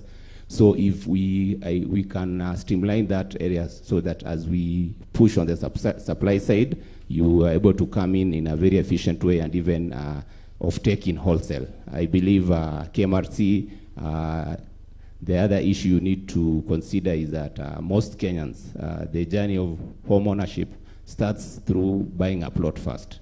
So don't regard mortgage as only a finished unit. So let's also consider buying the plot, then incrementally someone can start building. So I think that is my question on how we can unlock the partnership between the banks and the SACCOs. Thanks. Thank you. There's one final hand up there, then I'll invite Sita to take over. Mimi nitaongea Kiswahili. Sawa. Tumeongea Kizungu sana, tunasahau Kiswahili. Kwa majina naitwa George Mungau Okonji from the Civil Society. Some 30 years ago, I was the National Secretary of a Housing Cooperative Society. We are the people who came up with the Workers-Based Housing Cooperative Society. Though haikupata nia nzuri ya serikali. Sasa mine is a simple question. 30 years ago, land in Kenya ilikuwa na bei nafuu. So we could talk of housing, affordable housing cooperative society. I don't know whether there is someone from NACHU here. NACHU, there is an organization we formed in those years. I'm an old man, aged over 60. But don't ask me why I'm still here, by the grace of God. Bei ya plot, ama ya plot ya kujenga hiyo nyumba is very expensive in Kenya. The survey we have done indicates that bei ya shamba ama bei ya plot in Kenya iko juu sana in this region, East African region. Enda Tanzania, enda DRC zoteza, enda hata uziwe nini a piece of land hata hapa Uganda, wacha DRC. Mimi nauliza the panelist, if we have to be serious on providing the affordable housing, hii bei ya shamba, and one of the legislator is here, tutafanya namna gani ili tupate bei ya plots ama bei ya shamba iwache kuendelea kupanda? Imepanda sana in Kenya. If we have to be serious with the providing the affordable housing, we have to sit down, maybe through the government, and lay down a policy of controlling bay ya plot. Thank you. Those are my takes. Thank you. Thank you. Let me invite Sita to take over as they give their closing remarks and respond to the issues raised. We have 5 minutes. Thank you. I think that's adequate. I'd actually request all the panelists to give any responses, and then I'll end. So should we start with you, Peter? Okay, go ahead, and then we'll go that. Thank you. I think I would want to ask to answer the last question about the RAD and the affordability of the RAD. Currently, what is happening is that we have been able to engage developers who are able to come up with a gated community concept. In a gated community concept, you don't need to have an acre of RAD or a quarter an acre of RAD. But what you can have is just enough for you to maybe contract, maybe to have your own house. And this has been made possible through the issuance of the sectional titles, in a way that even a smaller piece of land, you can be able to get a title. The other thing is on the apartments. If, for example, you have 50 by 100, you can be able maybe to build even maybe 10 or even 20 houses. But the cost of land will remain constant, meaning the cost of that land is shared among many. So through that, again, I think we are able now to bring the cost of the land down. Because again, on the other side, the cost of land will depend on the forces of demand and supply. I'm not sure whether maybe there can be a control on how someone will sell the land. But again, using those methodologies, I think we can be able now to factor in the cost of land. Thank you. As we keep giving remarks, let's try to address different points or have any point you haven't been able to say. This is your chance. Okay, thank you. I'll address the issue of the partnerships with banks and SACCOs. Previously, we were working as if we were competing, and I believe the best way to go about it is to collaborate. Recently, I had an issue with NCBA on the issue of undertakings. You keep on pushing. We cannot give an undertaking. We have to have the money first. We have so many things. But I think, particularly because this comes for existing mortgages, which has proper documentations, the only way we should go about it, and I believe, like for CoBank, we should not be having that issue because we are a family.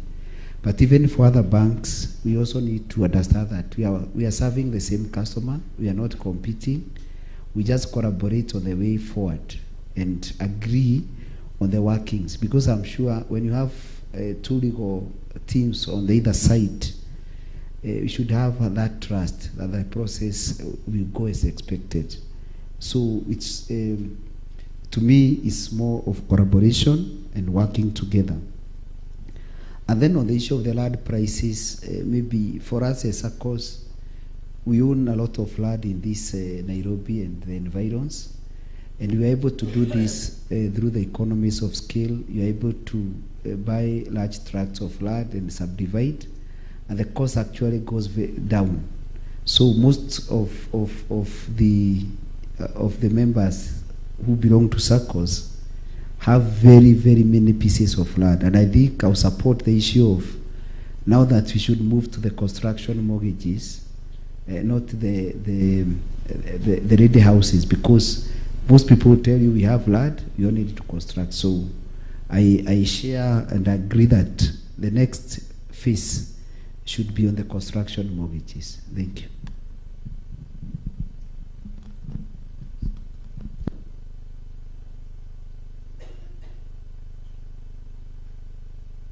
Sorry about that. I would have wanted to answer the question for my age mate at the back there, but it has been taken, so I'll go to another one of the affordable housing being very far from the center. And I think there are a number of factors that are working together to make it possible. Like I think it is Sheila or somebody who said that it's possible to get those affordable units within. As long as you're not looking for a standalone home, it's possible to get those things. And I'm encouraged by the issue of standardization, because that is one thing that is really going to bring the cost of housing down.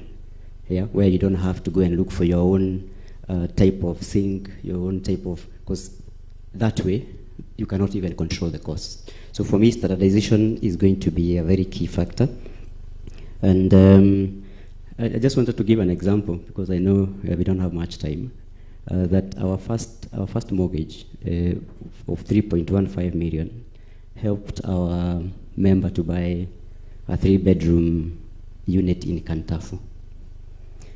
She used to live in Utawala, so now she has to move further down, or through Ruai, Kamuru, and all the way down. So you can see how that is doing to her disposable income. So we would be very supportive of that, so that, because that, the cost element, the fuel only, would bring what Sheila was fearing, Sita was fearing about. So I think standardization for me is a key one. But just allow me to mention this one. I was just wondering about the possibility, because affordable housing has to create its own space. We are not going to be able to succeed if we are competing with those people who are not in the space of affordable. Is it possible one day, and this is, I'm just throwing it out there, to have model houses? Like say, I want a 2-bedroom house. Maybe the Ministry of Housing has a stockpile that a model 2-bedroom house, this is the plan. I can walk in with my title deed, and they know the location of where I am. I'm able to walk out with approvals without necessarily going to using the ministry professionals, because I know the ministry has valuers, they have architects, they have structural engineers. Maybe just food for thought. So that I know if I want a 2-bedroom house, it will cost me 1.5, whatever I'm going to build. Okay. Thank you. I think all the questions have much far been addressed, but I'd just like to touch on how our model seeks to bridge some of these gaps that we have. One of the things is that you need to appreciate that sensitization is not so well done in the market. So one of our pillars is that we do education to our members. And one of the things that we've tried to do to make sure that we reach far and or rather a large mass is that we do even webinars on personal planning.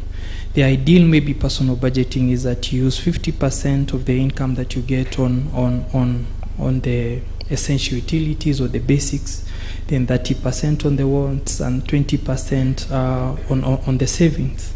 So this is a narrative also we try to shape, and also we segment our membership, because someone who's retired is different from someone who's starting life, and we try to see how we can shape the narrative of their saving culture, their credit culture, so that we are able to impact on their personal planning. I know in Africa we have a culture of whereby we support even extended families, but does anyone ever get to budget on that? Because that is something that we cannot wish away. So our way of mitigating the financial impact, or rather mitigating the negatives that come with it, is by planning. So it's something we need to look at. And also maybe to allude about the infrastructure, the government should at least support us in this, because if we get infrastructure to these far-flung areas where the land is cheaper, then the multiple, or rather it will snowball to a multiplier effect whereby we are able to do many units at a much affordable price. Thank you. Thank you very much. Mine is to say how privileged I am. I've had such an incredible cooperative panel. It sounds like we staged it, we didn't. And I think we've got our work mapped out. We want to work together to really work for mortgage interest relief for SACCO loans, try to reduce professional fees, help with standardization, and recognize every housing unit typology is necessary. So the SACCOs can really help with the construction and development loans. It's a very different model from the developers, doing very dense units with huge capital requirements. And the ecosystem needs both. And the rural housing, the ecosystem needs all types of housing. So thank you very much. Thank you to our panel. Asanteni sana. Thank you for your insight. You may resume your seats as we transition to the next session. Ladies and gentlemen, before we take our break, I want to take this special opportunity to invite the chairperson of the Housing Committee in the National Assembly, Mheshimiwa. Please come just briefly, give us some thoughts before guys go and have their tea. This side, please, sir.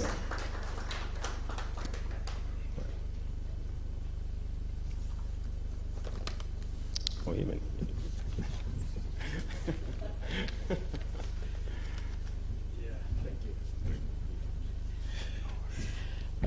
Good morning, everybody. Is it afternoon already? I think it's still morning. I'm sorry, I came late, and also came late in the course of the discussion, and I think he also kind of ambushed me. But all the same, I am a politician, and sometimes when you are ambushed, you are ready every now and then. I just don't want to take much time. I just want to introduce myself as Johanna Ngeno Kipyegon. I'm a member of parliament from Emurwadikir in Narok County, and I'm the chairman, parliamentary housing, urban development, and public works in parliament.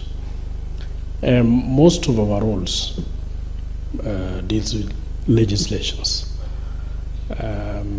And I'm happy.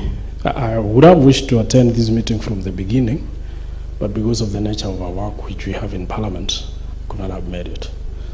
But all the same, I just wanted to ensure that I attend the tail end so that we can also get to know each other with most of the stakeholders. We as Parliament, we are also stakeholders, and we deal much with the legislation. And I know in most of your discussions, you dwelled a lot on the legislations that are meant to be passed in Parliament to ensure there is a smooth correlation between the mortgagers and of course the people who are on that particular sector. But most importantly, I would have wished to state that, you know, affordable housing is a key factor in the current government, and I think it is because it is provided for in the Constitution that we need to access housing. It is part of the human rights that every Kenyan needs to access or to have access to housing. But how do we deliver that? How do we ensure that we make every Kenyan access at least a house? But not a temporary house, but at least a modern, decent house. So I think the affordable housing came in handy to ensure that at least we can ensure that. And I think even in Parliament, our thinking is that you know, we talk about the retirement pension and people, the savings that we normally have, so that at the end of your retirement, you get some money. What if we turn it into a retirement home, so that instead of getting money, you get a home? How would that be? Because in most of the cases, people who retire, they get some money, maybe 200,000, 500,000, but that just goes to waste. Or even sometimes when you are retiring, you are sick, you are not, you're weak, then it goes to medical services and you just clear it. We are thinking of doing some legislations towards, and sometimes, you know, it's also between the private and the public sector, and of course the concerned stakeholders. Like in some countries, when you get employed, immediately you get your payslip. You get your payslip and a key to a house. How if we can do that in Kenya? How do we legislate to ensure that every employee of government or private sector gets a compulsory house allowance? Even if you're earning 10,000, you get a house allowance of 2,000. So how do we make it a compulsory undertaking that every employee gets a house allowance, so that we now take 50% of that house allowance towards the housing?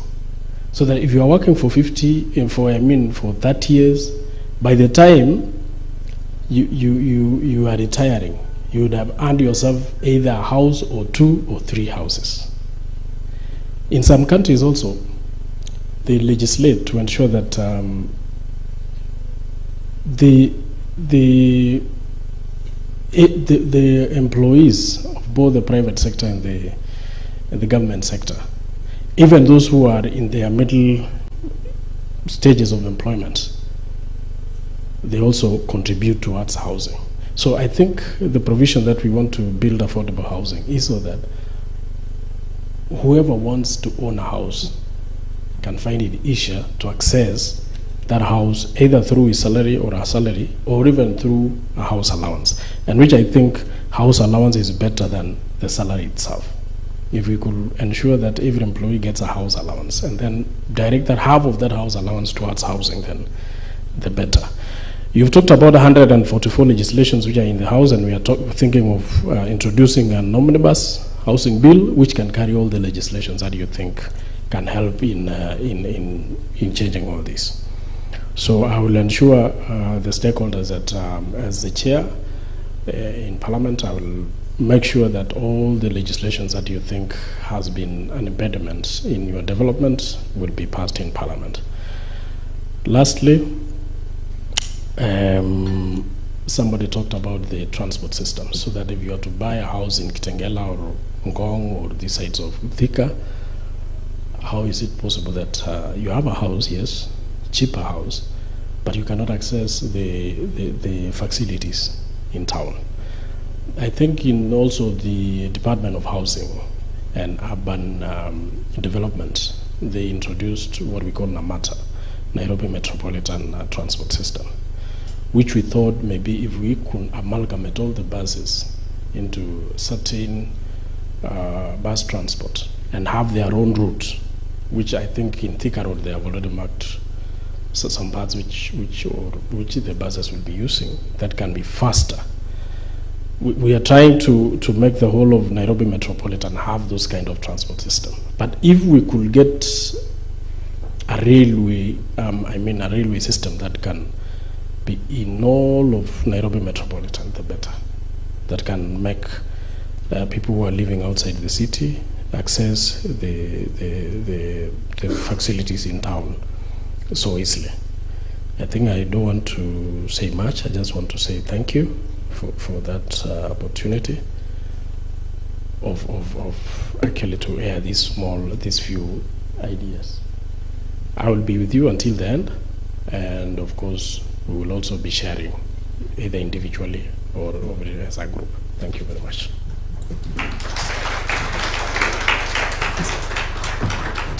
Thank you so much, Mheshimiwa. We really appreciate your thoughts on this conversation of affordable housing. We want to break for our tea, and this should take us for, let me look at the program, 20 minutes. So by 11:30, let us all be back here to start with the next session. You're free to break for tea.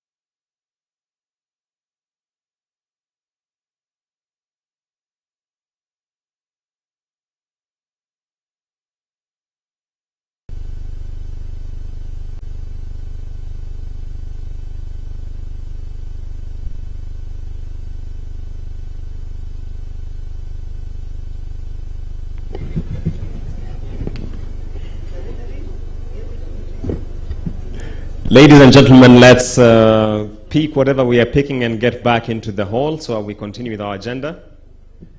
So feel free to grab your tea and your bitings and just come inside so that we continue with the program.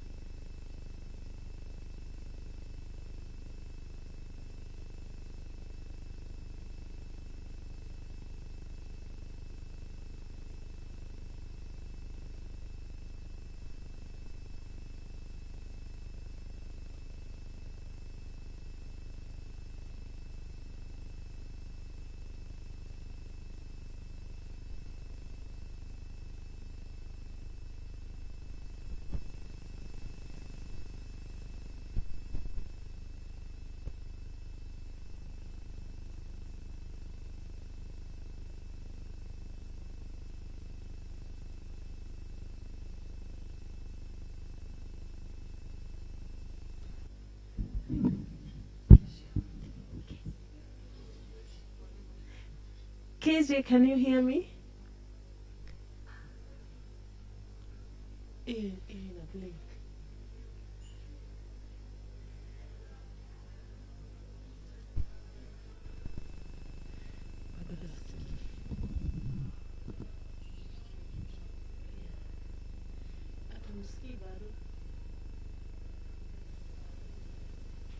Shall I call her? So if you talk as you... Yeah. She says she's chatting us. She can hear us. But we can't hear her. Yes. Ujaribu kulisivyo audio yake.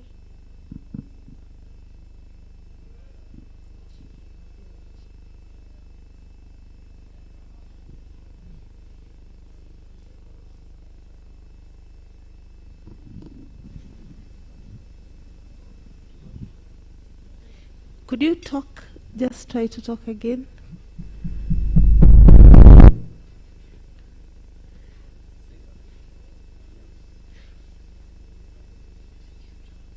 What? Mimi nisha mute.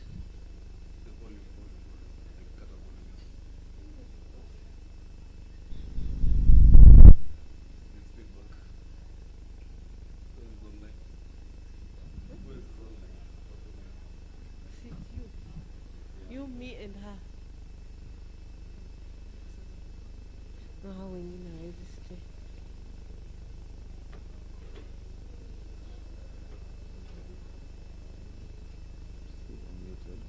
We are muted. You're not. Somebody is muted.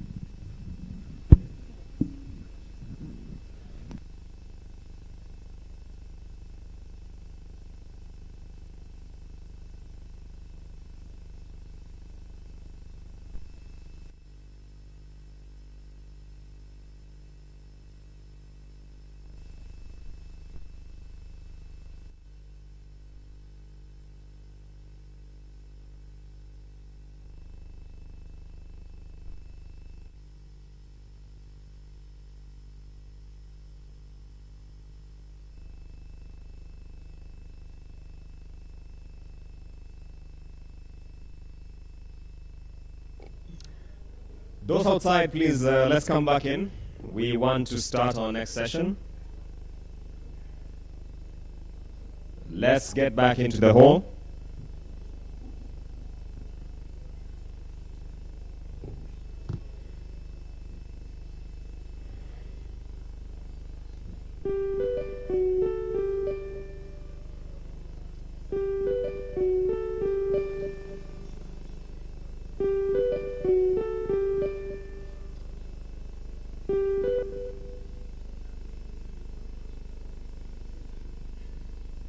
One, two. 1 2 1 2 mic check 1 2 2 1 2 mic check 1 2.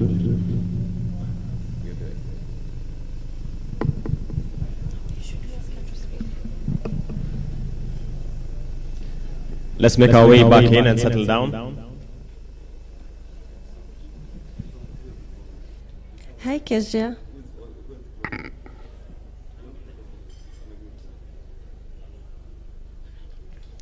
Our next presentation will be focusing on positioning affordable housing and backyard rental housing as a key target in Kenya's affordable housing program.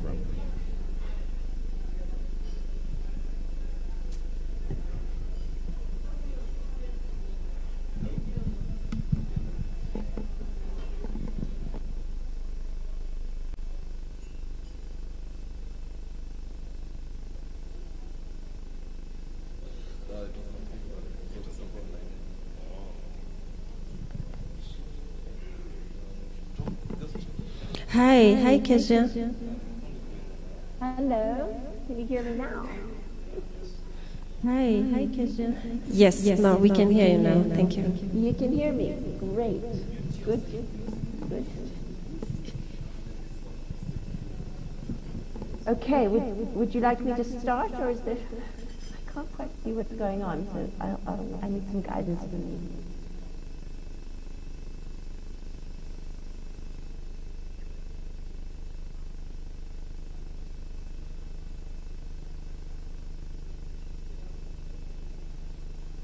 Hello?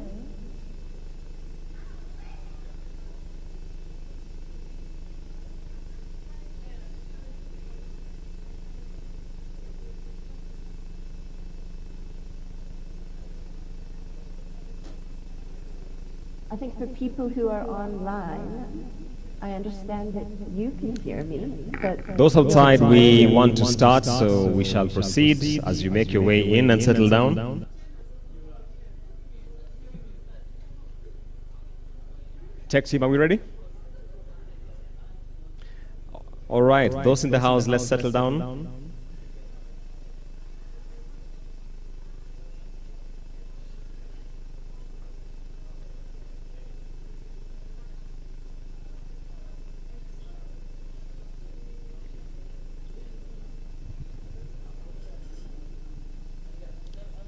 Let's settle down, calling the house to order so we start our next presentation.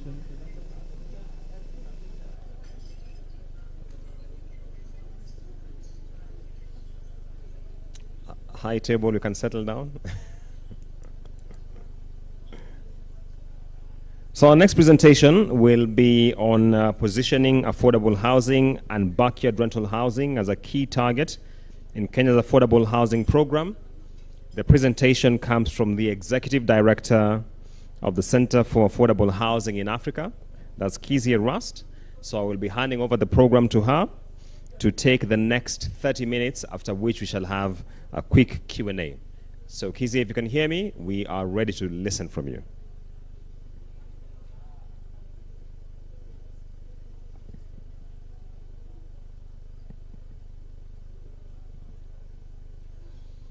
Kezia, can you hear me? Yes, can you hear me? I can hear you, but can you hear me? Yes, we'll need to boost your sound a bit, but we can hear you, yes. Okay. Great. Okay, so I will carry on. I have the chat open, so if something goes wrong and you can't hear me, maybe send me in the chat. Okay. Hello, everybody. It's Sorry, really Kezia, just a great minute as we try to sort out your audio, please. Sorry. Okay.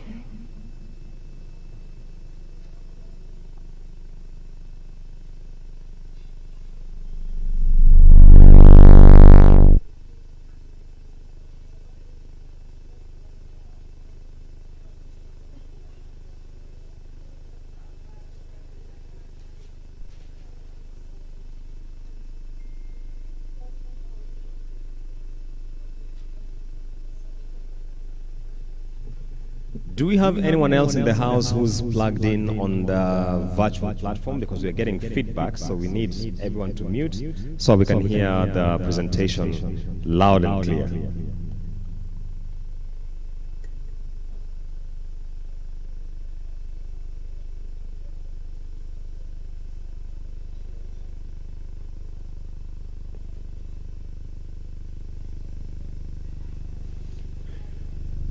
Texting control on the test.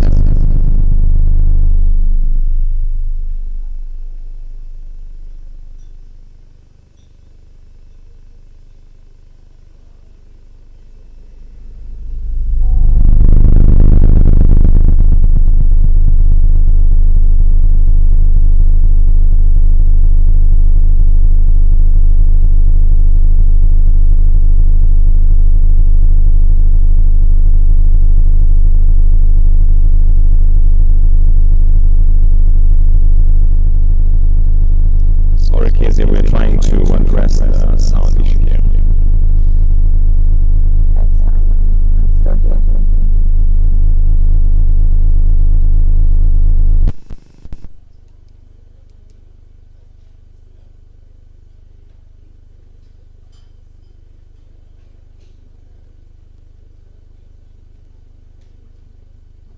Meanwhile, those outside, let's come in and settle down. We are starting our next session. Let's get in and settle down to get to the final leg of this program.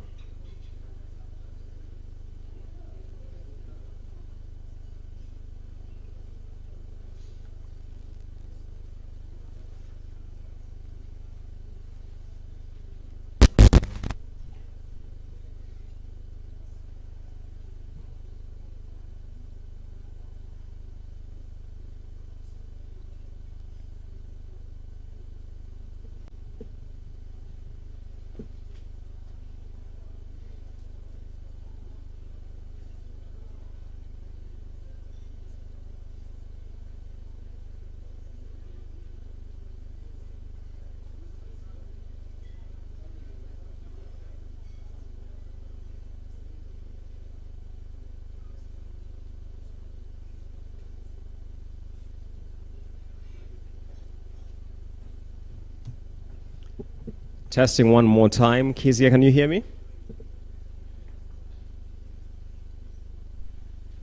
Hello.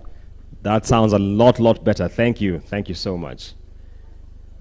So, ladies and gentlemen, sorry for the delay and apologies to our guest presenter for keeping you waiting this long. She will be speaking to us on positioning affordable housing and backyard rental housing as a key target in Kenya's affordable housing program. Kezia, over to you.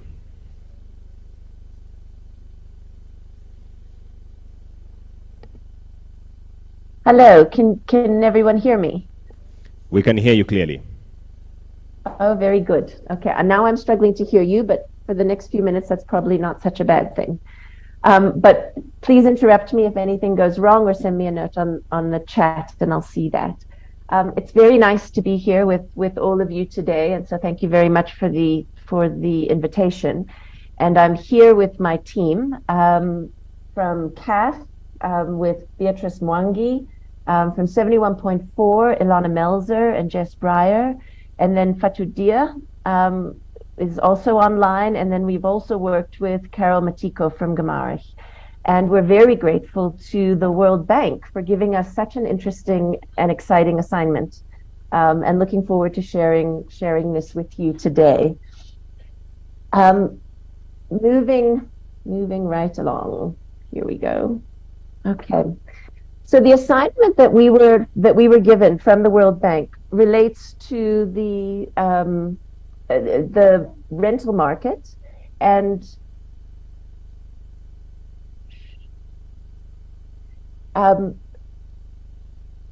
as we started, the question that was challenged to us specifically was relating to the small-scale landlord backyard rental market, and what does that look like in Kenya? We are aware that Kenya has an extensive rental market, and that's something that people talk about all the time. We know that the National Housing Corporation has been offering units for rent. and that there's other forms of rental, but we were asked specifically to look at the backyard small-scale rental market across urban areas in Kenya. And so the first thing that we did was we took a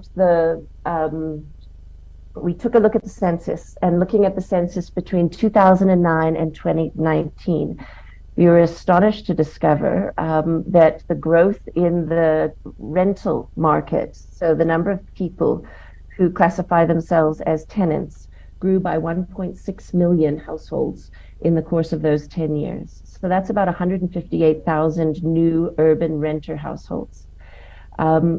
That compares with the number of households that identify themselves as owner-occupied households, so they're living in housing that they own, and that was 39,000 per annum.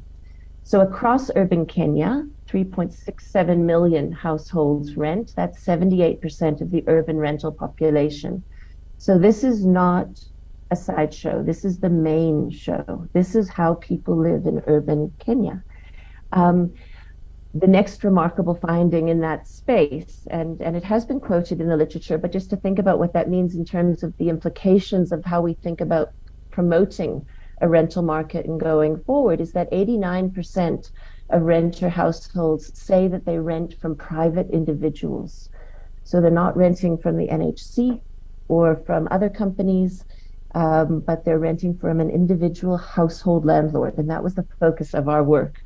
The first thing that we came into as we started to explore this market and to really understand how it functions and how it's comprised is really this astonishing sense of growth, because what we also know, and what you've been discussing over these last couple of days, is that Kenya has a delivery rate of about 50,000 units per annum. That's the statistic that we keep on talking about. And yet here we see a delivery rate of about 158,000 units per annum, which are happening under the radar. So understanding that activity has been the focus of our work. Getting a sense of that and thinking about, well, how do we leverage that level of activity so that it starts to support the current priorities of Kenya in terms of affordable housing delivery and the targets that have been mentioned by the PS and indeed by the President, upwards of 250,000 units per annum to be delivered in Kenya. And we have here 158,000 under the radar, and not all of them of great quality. So that's part of the issue that we've been thinking about. Looking again at census data, as well as the income and expenditure survey, community survey data, a sense that there's a real lack on the services side. So just looking in the center here, the main mode of human waste disposal. So only 51% of urban renters have a flush toilet, and of those, only 29% are connected to the main sewer, which means that urban renter households on the ground floor or in buildings there's a challenge with sanitation, a challenge with access to good drinking water. Only 26% have the main source of drinking water piped into the yard or the plot. And again, you'll see very many high-rise buildings in this segment, so how does that stack up? And so on. So a real services deficit, and that contributes to a qualitative deficit in Kenya. What we then did was we took a look at how can we segment the rental that is being delivered, and we identified 6 segments which we classified around the quality of the accommodation, and that's how we structured our segments, again using census data. The first 2 segments are in informal areas, so areas that have been classified in terms of the census as informal. Segment 1 is with non-durable materials, so that would be a classic informal settlement. Segment 2 is durable materials building the rental unit, but still in an informal area. Then segments 3, 4, 5, and 6 are all informal areas, as defined again by the census. Segment 3 is non-durable materials, so it looks very similar to segment 1. Segment 4 is with durable materials, but with non-flush sanitation. Segment 5 has flush sanitation, flush toilets, but they're shared. And segment 6 is where flush toilets are not shared. So there you can start to see the distribution of the services that are available. And the segment sizes, I think, are really interesting, that we've got over 50% of all urban renters are living in segments 4 and 5, and living in those particular conditions. The landlord, in terms of the different segments, are private individuals or live-in landlords. In some cases, as we move to segment 3 and 4, they may not be resident within the unit, they may live elsewhere. And by the time you get to segments 5 and 6, they may be perhaps more professional landlords or small-scale developers or companies, less likely to live in the unit or in the building themselves. We then took a look in terms of these 6 segments at the delivery model, about how these units are being delivered.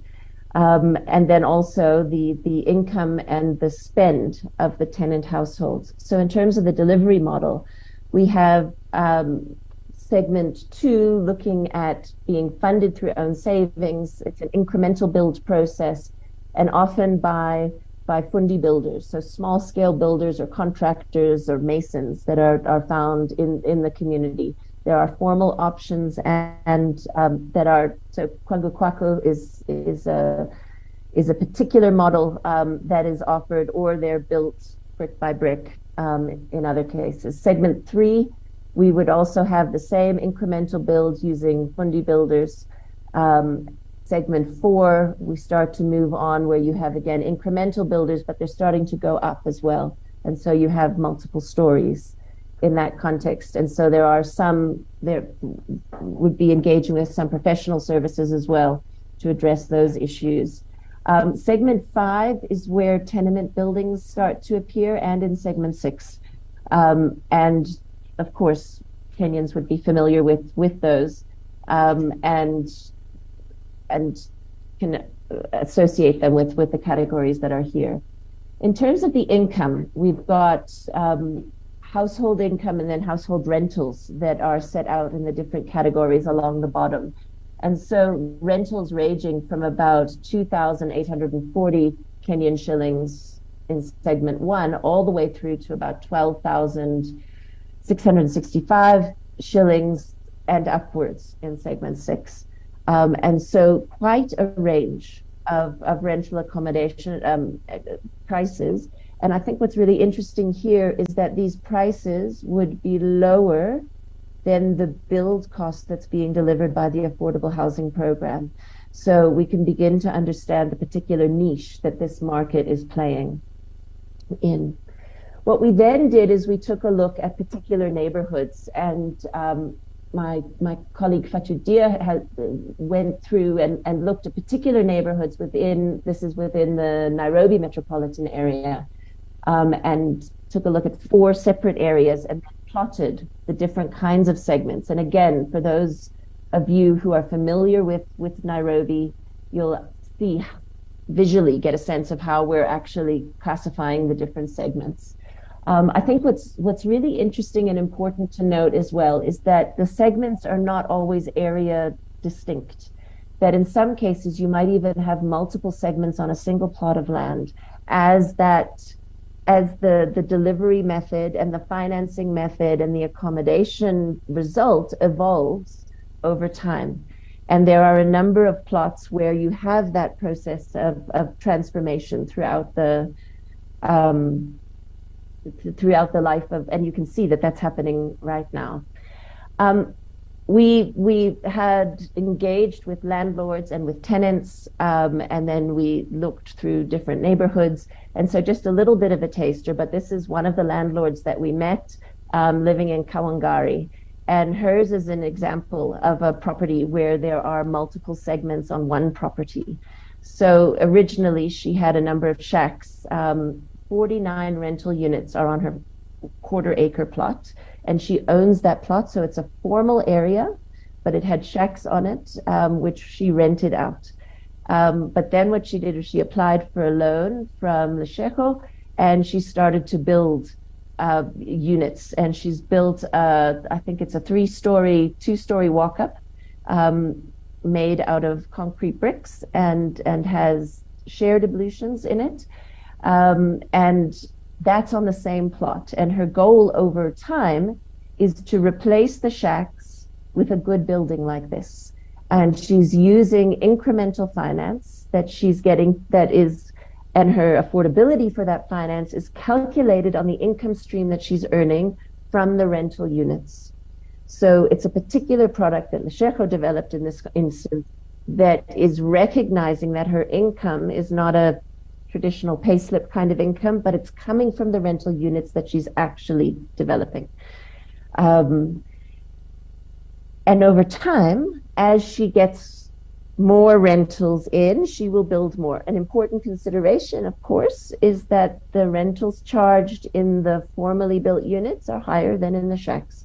Many of the tenants said that they could handle that and they would quite like to live in a formally built unit. But clearly there will be some people for whom that will be a challenge in terms of their affordability. This is a tenant who is an engineer and lives in a unit, a one-bedroom unit that has its own toilet, and his rental is 12,350 shillings per month, with garbage collection on top of that. And there's a long story here. We've collected a number of case studies like this that we can share afterwards, or that the World Bank will share, I'm sure. But the thing that I wanted to highlight here is why is an engineer living in rental accommodation, and why hasn't he chosen to own? Is it a question of supply or affordability? Well, the key issue here is a question of proximity. So the paragraph in the middle in orange, his priority is to be close to a good school for his children that he can afford. And in that context, he choose rental accommodation that's closer, so that because that meets his immediate concerns. So it's critical that the affordable housing program recognizes his needs as well as the needs of people who are seeking home ownership. And that the opportunity that rental provides is that it already exists, often in very, very good locations. The majority of tenants that, as set out in the census, are walking to work, and are because they're living in the proximity of work. And his opportunity to send his children to a school that they can walk to from his home, and eventually, perhaps, he said he would quite like to own, but that would be in the future when he no longer has the immediate need of a good school for his kids. Okay, then in the terms of the neighborhood, these are responses that came from some of the households that were surveyed. And there really is very clear dissatisfaction with the quality of the built environment, the neighborhood itself, not just the units, but also the neighborhood. So we saw incidences of buildings so they use a septic tank for waste. But in order to conserve how many times they need to empty that septic tank, they are letting the gray water run into the street. And that then erodes the existing services where there are roads and stormwater drainages, and where there aren't roads and stormwater drainages, that just adds to the mud and the mess in the area. There is a recognition that living environments aren't good in many instances, and a wish for that to improve.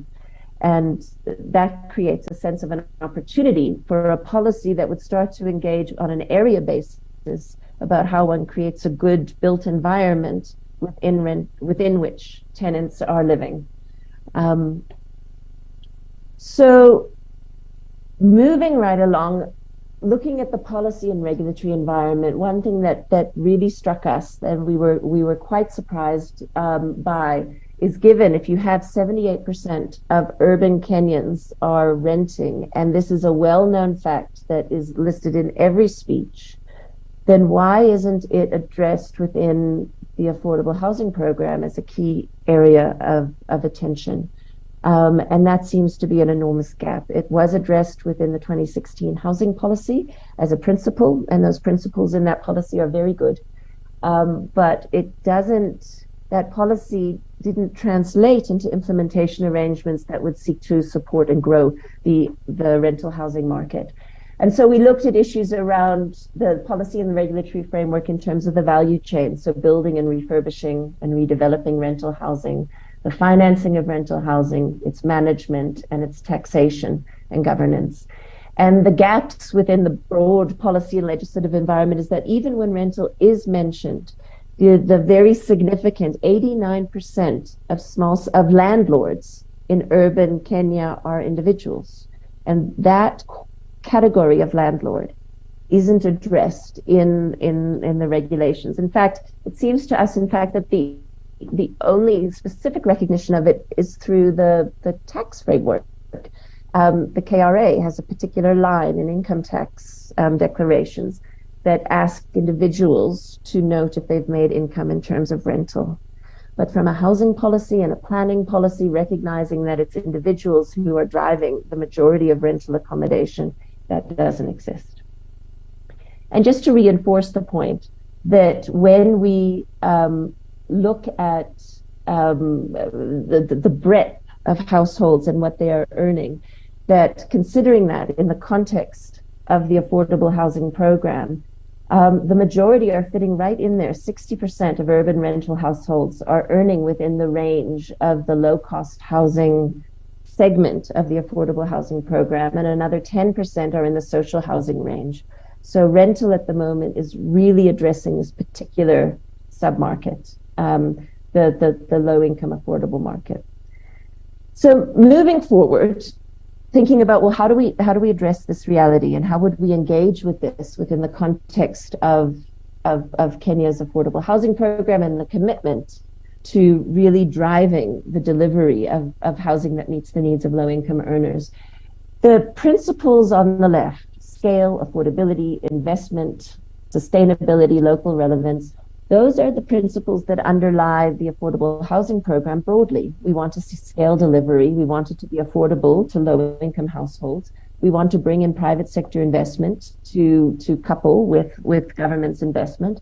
We want this to be sustainable over the long term, so not a once-off. And it should make sense at a local level. So understanding that and thinking about it in terms of the rental context and what we understand from rental households, we are promoting a massive small approach that really recognizes small-scale landlords, those individuals who are delivering it right now, and thinking about ways in which their activity can be improved, both in terms of quality and scope and their situation within the built environment. There is a built environment, and so we wish to pursue and to leverage existing assets and to recognize that those exist right now, and addressing the quality deficit does not necessarily mean that one only has to build new, but one can engage with what's existing there. There's a critical need to address issues of risk and return, to bring the private sector in so that they can engage in this market at the level of scale that is needed. And as I said, we need to elevate quality, and all of this needs to fit in an area-based approach. So we've developed a proposal that includes five key pillars. The first one is recognize rental. We're saying count rental towards the affordable housing delivery program goals. Now, currently, the 158,000 are not of the standard that would be expected by government when they champion and say, we facilitated the delivery of 250,000 units per annum. But some of them are close. And some of them could be improved and renovated to the point where they are worthy of counting. And this is a level of activity that's growing. And so the first recommendation is to say, put this in the policy, address it, and address it in terms of the way that it currently functions, in terms of the nature of the landlord, the expectations and the capacities of the tenants, and then the current deficits that exist that need addressing. The second one relates to prioritizing service delivery. And there it's about bulk infrastructure prioritization and funding and delivery specifically into the availability of services, water, sanitation, and power, as well as roads and connectors, and then the broader urban infrastructure. So that's a second priority. The third recommendation is about enabling construction quality.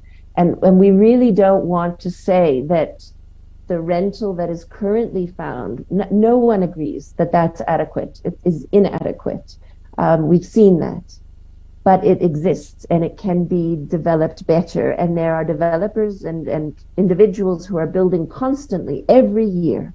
And if we can harness that delivery effort and guide it towards quality in a particular way, that's an energy that the current affordable housing program doesn't contemplate. And we feel that that's worth wrapping our arms around.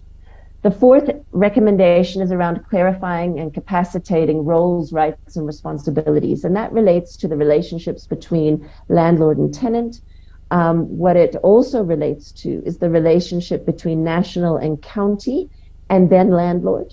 The role of the financial institution relating to the landlord and the tenant, and then the governance framework, that whole thing. So that's about addressing the policy and the regulatory barriers, but beyond that, the implementation barriers. And there are a number of areas where we've identified specific attention needs to be paid. And then the fifth proposal brings all of this together into a pilot approach. And that pilot approach has two areas of focus. The one is on inner city area-based urban regeneration and the renovation of existing buildings.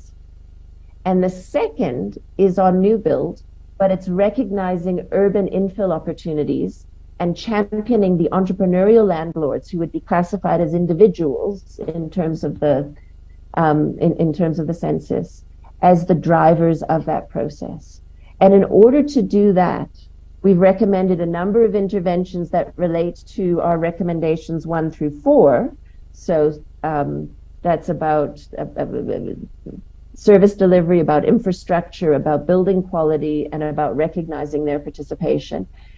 And we're recommending, first of all, that we have at an area base, way in which you do that is you create the technical capacity that can support around quality, and that may be, that's non-governmental. It could be private sector led, but supports around quality and access to building materials and building plans and recommendations about best practices about how to build and how to renovate and towards quality. And then secondly, an area-based office at the sub-county level that would expedite the approvals and that would focus on the kinds of regulatory role that a sub-county government would have to make sure that quality and service delivery and area movement is all addressed. So this has been a lot to go through, and I just want to show a little bit about what that might look like. And we've taken a look at one of those case studies, and this is in the Mwiki area. And what we've taken here, and this is as an example, but something that you can imagine that a local office could do in terms of creating the visioning and then the opportunity, that the visioning to say this is where we want to go in terms of the development of this area, which then brings in the lender who can see, I can build a product around that. And it brings in the building material suppliers who say, there's going to be development here, we'll bring that in. And you get an area-based focus of all the different players within the private sector and the NGO and community sector, and they start working together. And then there's an area-based governance, regulatory, and administrative office that they interact with. So here, what we've done is taken an area view of Mwiki and then superimposed upon that how it might grow and change when we start to think about an area-based regeneration approach. And in thinking about that, what Fatou has done in her analysis is to take a look at an area and say, well, what of the buildings are ground floor only? So this here, what of the buildings in that same block have a first story? What have a second story and a third? And then look at them one by one. What is the intervention that needs to be made to start to improve issues like the access to services, the quality of the construction, access to light and space, the movement around the building, its relationship also to the road, and so on. And taking that further, starting to look at particular plots and investigate what's possible there. So what we've done, and this is again something that that local area office could do with a particular landlord and a set of investors, is to say, let's look at the plot. How does it sit? How does the building sit on the plot, and what's possible in terms of the current building regulations and the current zoning guidelines? And within that, how can we start to work out the building map, as well as, and align that with a set of delivery principles in terms of what quality means, to then say, well, what is the investment ask, which then would create the opportunity for a lender to come in. And so taking a look at that, a range of options arise. And when you do it in this way, you can begin to see that there's more opportunities. For example, in the area, there's more space for, in fact, for density. It looks now like a very dense area, but with better use of the space, one could actually put more units in. And if you do that, then you improve the yield so that it becomes a viable development. So looking specifically, for example, at this corner unit here, where you can see that there's shops downstairs and then there's rental upstairs. Well, what is the next step that you can take from that? And what is the asset that currently exists? So that's important for the lender to understand. What are the planning and the services implications? And are those being met in its current instance? And what are the opportunities for growth? And if we move further, we can then say, here's the building again. Well, phase one, it was built in 1998, and that's as it exists. Phase two, add a few shops to that, and those shops start to service the possibility of affording the next investment that's made. Then phase three would include some rental units together with the shops. Then phase four, you go up and you improve those. And each of that becomes an incremental process that within the incremental delivery, each phase is internally cohesive. So that you build towards the opportunity of future. We make this argument quite strongly because these units and these neighborhoods exist. And there's already investment activity that's happening, and that people are wanting to invest in it all the time. And you have all seen this wherever you drive across Nairobi and in other cities in Kenya. But there is a real need to offer support in terms of planning and quality development, and good ideas, architectural ideas in terms of what would maximize the living environment within the affordability constraints of the tenant. Another example here, this is a medium-rise residential on a middle plot, which someone has just built by themselves already. So how do we then support that so that the quality of the accommodation inside is improved, and so it contributes better to the neighborhood? This example here may well have been, when it was built, one of the in situ new builds, which is invested by a small-scale landlord who has a vacant plot that they can then go and build in. And with a local focus of a local office that understands the configuration of the street and understands how that relates to the functioning of the local urban economy and the supply chains that enable the delivery of the building materials and the labor, that has access to understanding what finance might be available, we can improve the efficiency of delivery that right now is already outpacing the affordable market by 400%. So it seems to me that there's a huge opportunity here to really engage with the rental market. And in some ways, it's already a moving ship. If we do nothing, it will carry on delivering as it is right now, and that's substandard. So the critical opportunity and responsibility is to engage with this subsector of activity, recognize that it's happening, and provide it with the support, whether financial or regulatory policy, that's needed so that it's done well. And in doing that, you're actually going to meet the needs of the affordable housing target market. I'll stop there. Thank you very much.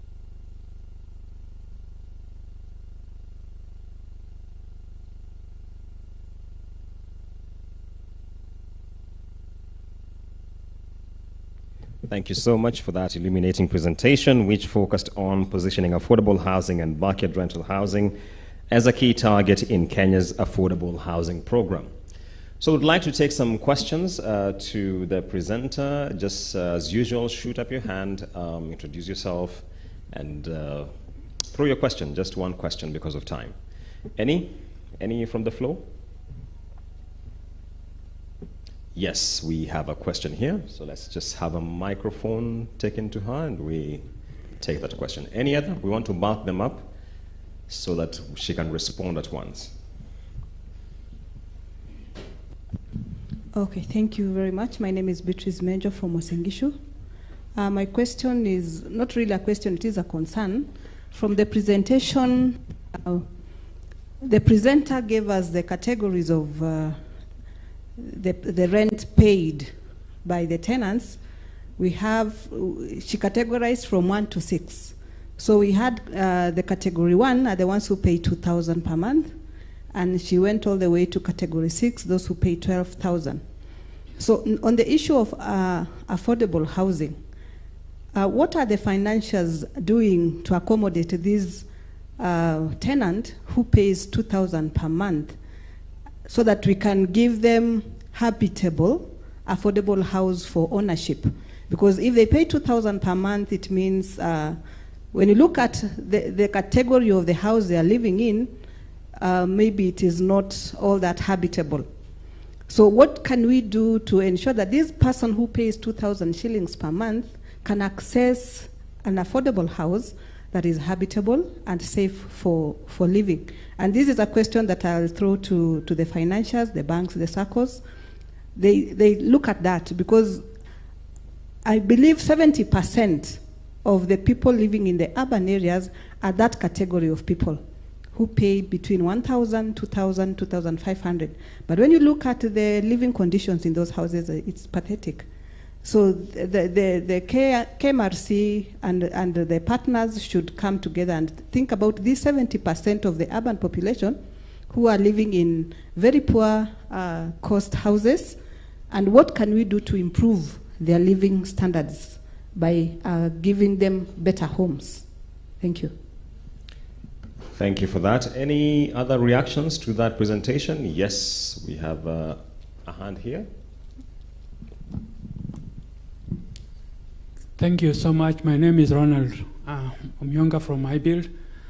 Kisia, I'm very grateful for that presentation, because it highlights one of the things that we've talked about, the role of affordable rental in meeting the housing gap.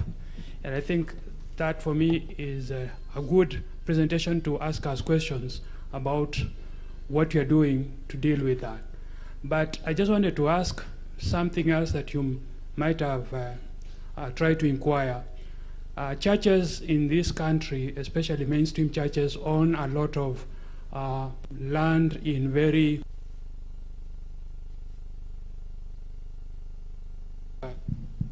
in terms of where they are located.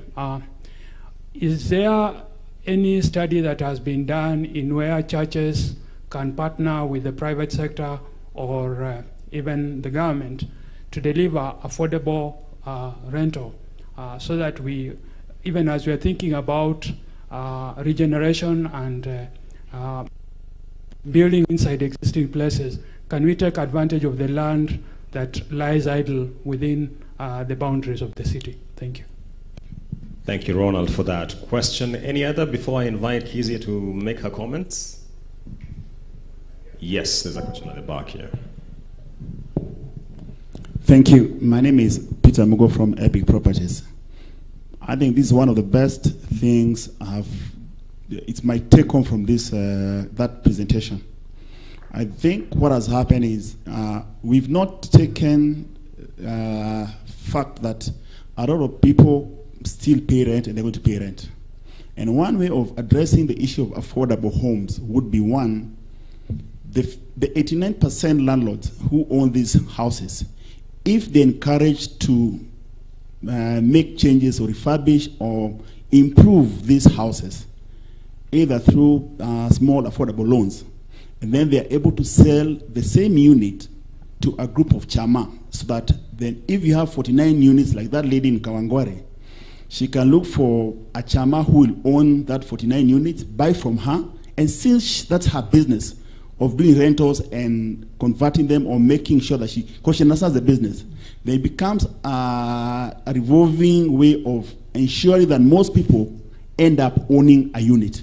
For instance, you'll have the 49 houses bought by 20 people. Each will have 2 houses. They move to the next project. They'll have another 10 units owned by another 5 people, each owning 2 units. And in the long run, you'll have majority of the people owning homes within the CBD, and they'll be able to live in decent and affordable homes. Thank you very much. Thank you. Kezia, do you want to make some quick comments responding to the issues raised? I'm so sorry, but I actually couldn't hear. It was so distorted. I tried to read lips, but I couldn't do that either. Oh, sorry Maybe about if you that. can summarize it quickly.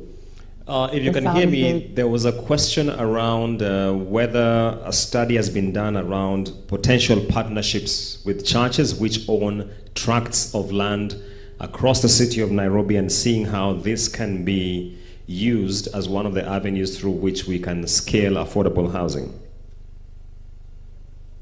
You know, I can't hear that either. I can't, the sound is so distorted from you. Sorry about that. I think we shall close it at that. Let's take those questions. We can send them over via text and then see if we can get a response from Kezia. Thank you so much for that presentation. Because of the technical challenge we've had there, allow me to usher us to the next session, which will be a fireside conversation involving the discussion on rent to own. So let me take this opportunity to invite Peter Mwangi from Walker Contours Advocates on set. Also, Washington Agutu from the National Housing Corporation to come and join me on stage if he's with us. Karibuni. I wish we had removed some of the seats earlier, but just take a seat there.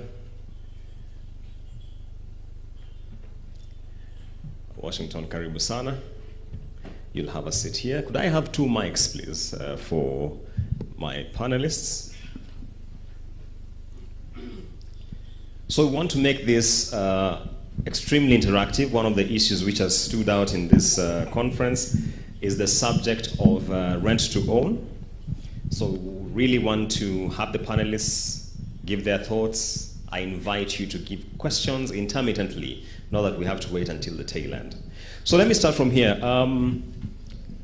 For those of us, my parents, for instance, were civil servants, and the first way in which they acquired their first house was through a rent-to-own arrangement. So for someone who is in the audience and they're not familiar with this, let me start with you, Peter. What is rent-to-own? Good afternoon, everyone.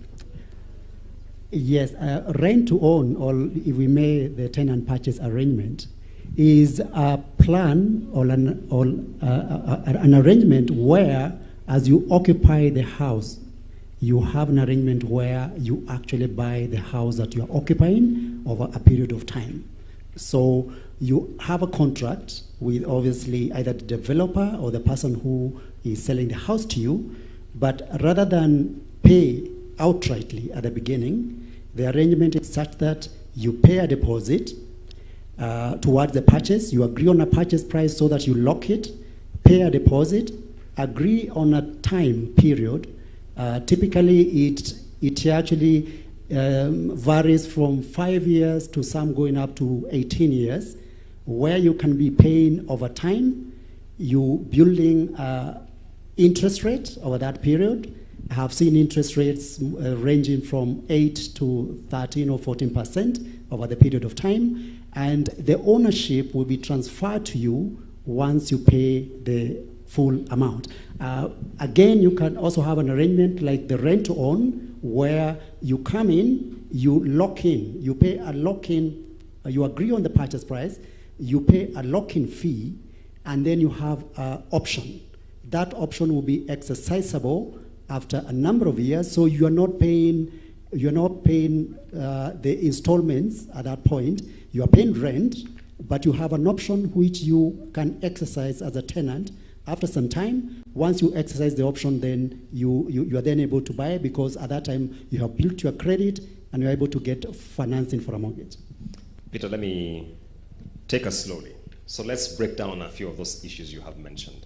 First, and let me bring in Washington at this point. You have spoken about a lock-in, which sounds pretty much like a deposit. So the question, because I was moderating a conversation on rent to own just a month ago, the question which typically emerges is, how do we determine this lock-in amount? What percentage of the agreed value of this unit should it be, Washington? Thank you. Maybe some of the instruments that my brother is talking about may be foreign to what is actually happening in this country. The issue is the rent to own or tenant purchase arrangement was introduced to this country by National Housing Corporation. Whether you're buying a serviced plot over a period of time, or you are buying a house over a period of time. And remember, high-rise buildings ownership came in 1989. So before, it was either a maisonette or a bungalow. A property or an estate was developed, price given, and you were asked to pay 10% deposit. Once you have paid the 10% deposit, you move into your house and you pay mortgage normally. Now at an agreed interest rate, monthly installment. Every payment that you make per month goes towards paying the principal amount, the interest that has been charged on that property, and service charge. So that one would not say it is a locked-in. You just pay a deposit of 10%, and it is known that is part of the purchase price. Thank you. Washington, let me stay with you. I can imagine in the audience you might be wondering, so what's really different between this and the mortgage? The difference here is that as for National Housing Corporation, the interest rate does not change, but the principal amount reduces with time. All right? So it is like you fix the interest rate, you fix the period, if it is 10, 15 years, 5, or 25 years as we are doing for social housing. And therefore, the difference is that interest that does not change. It remains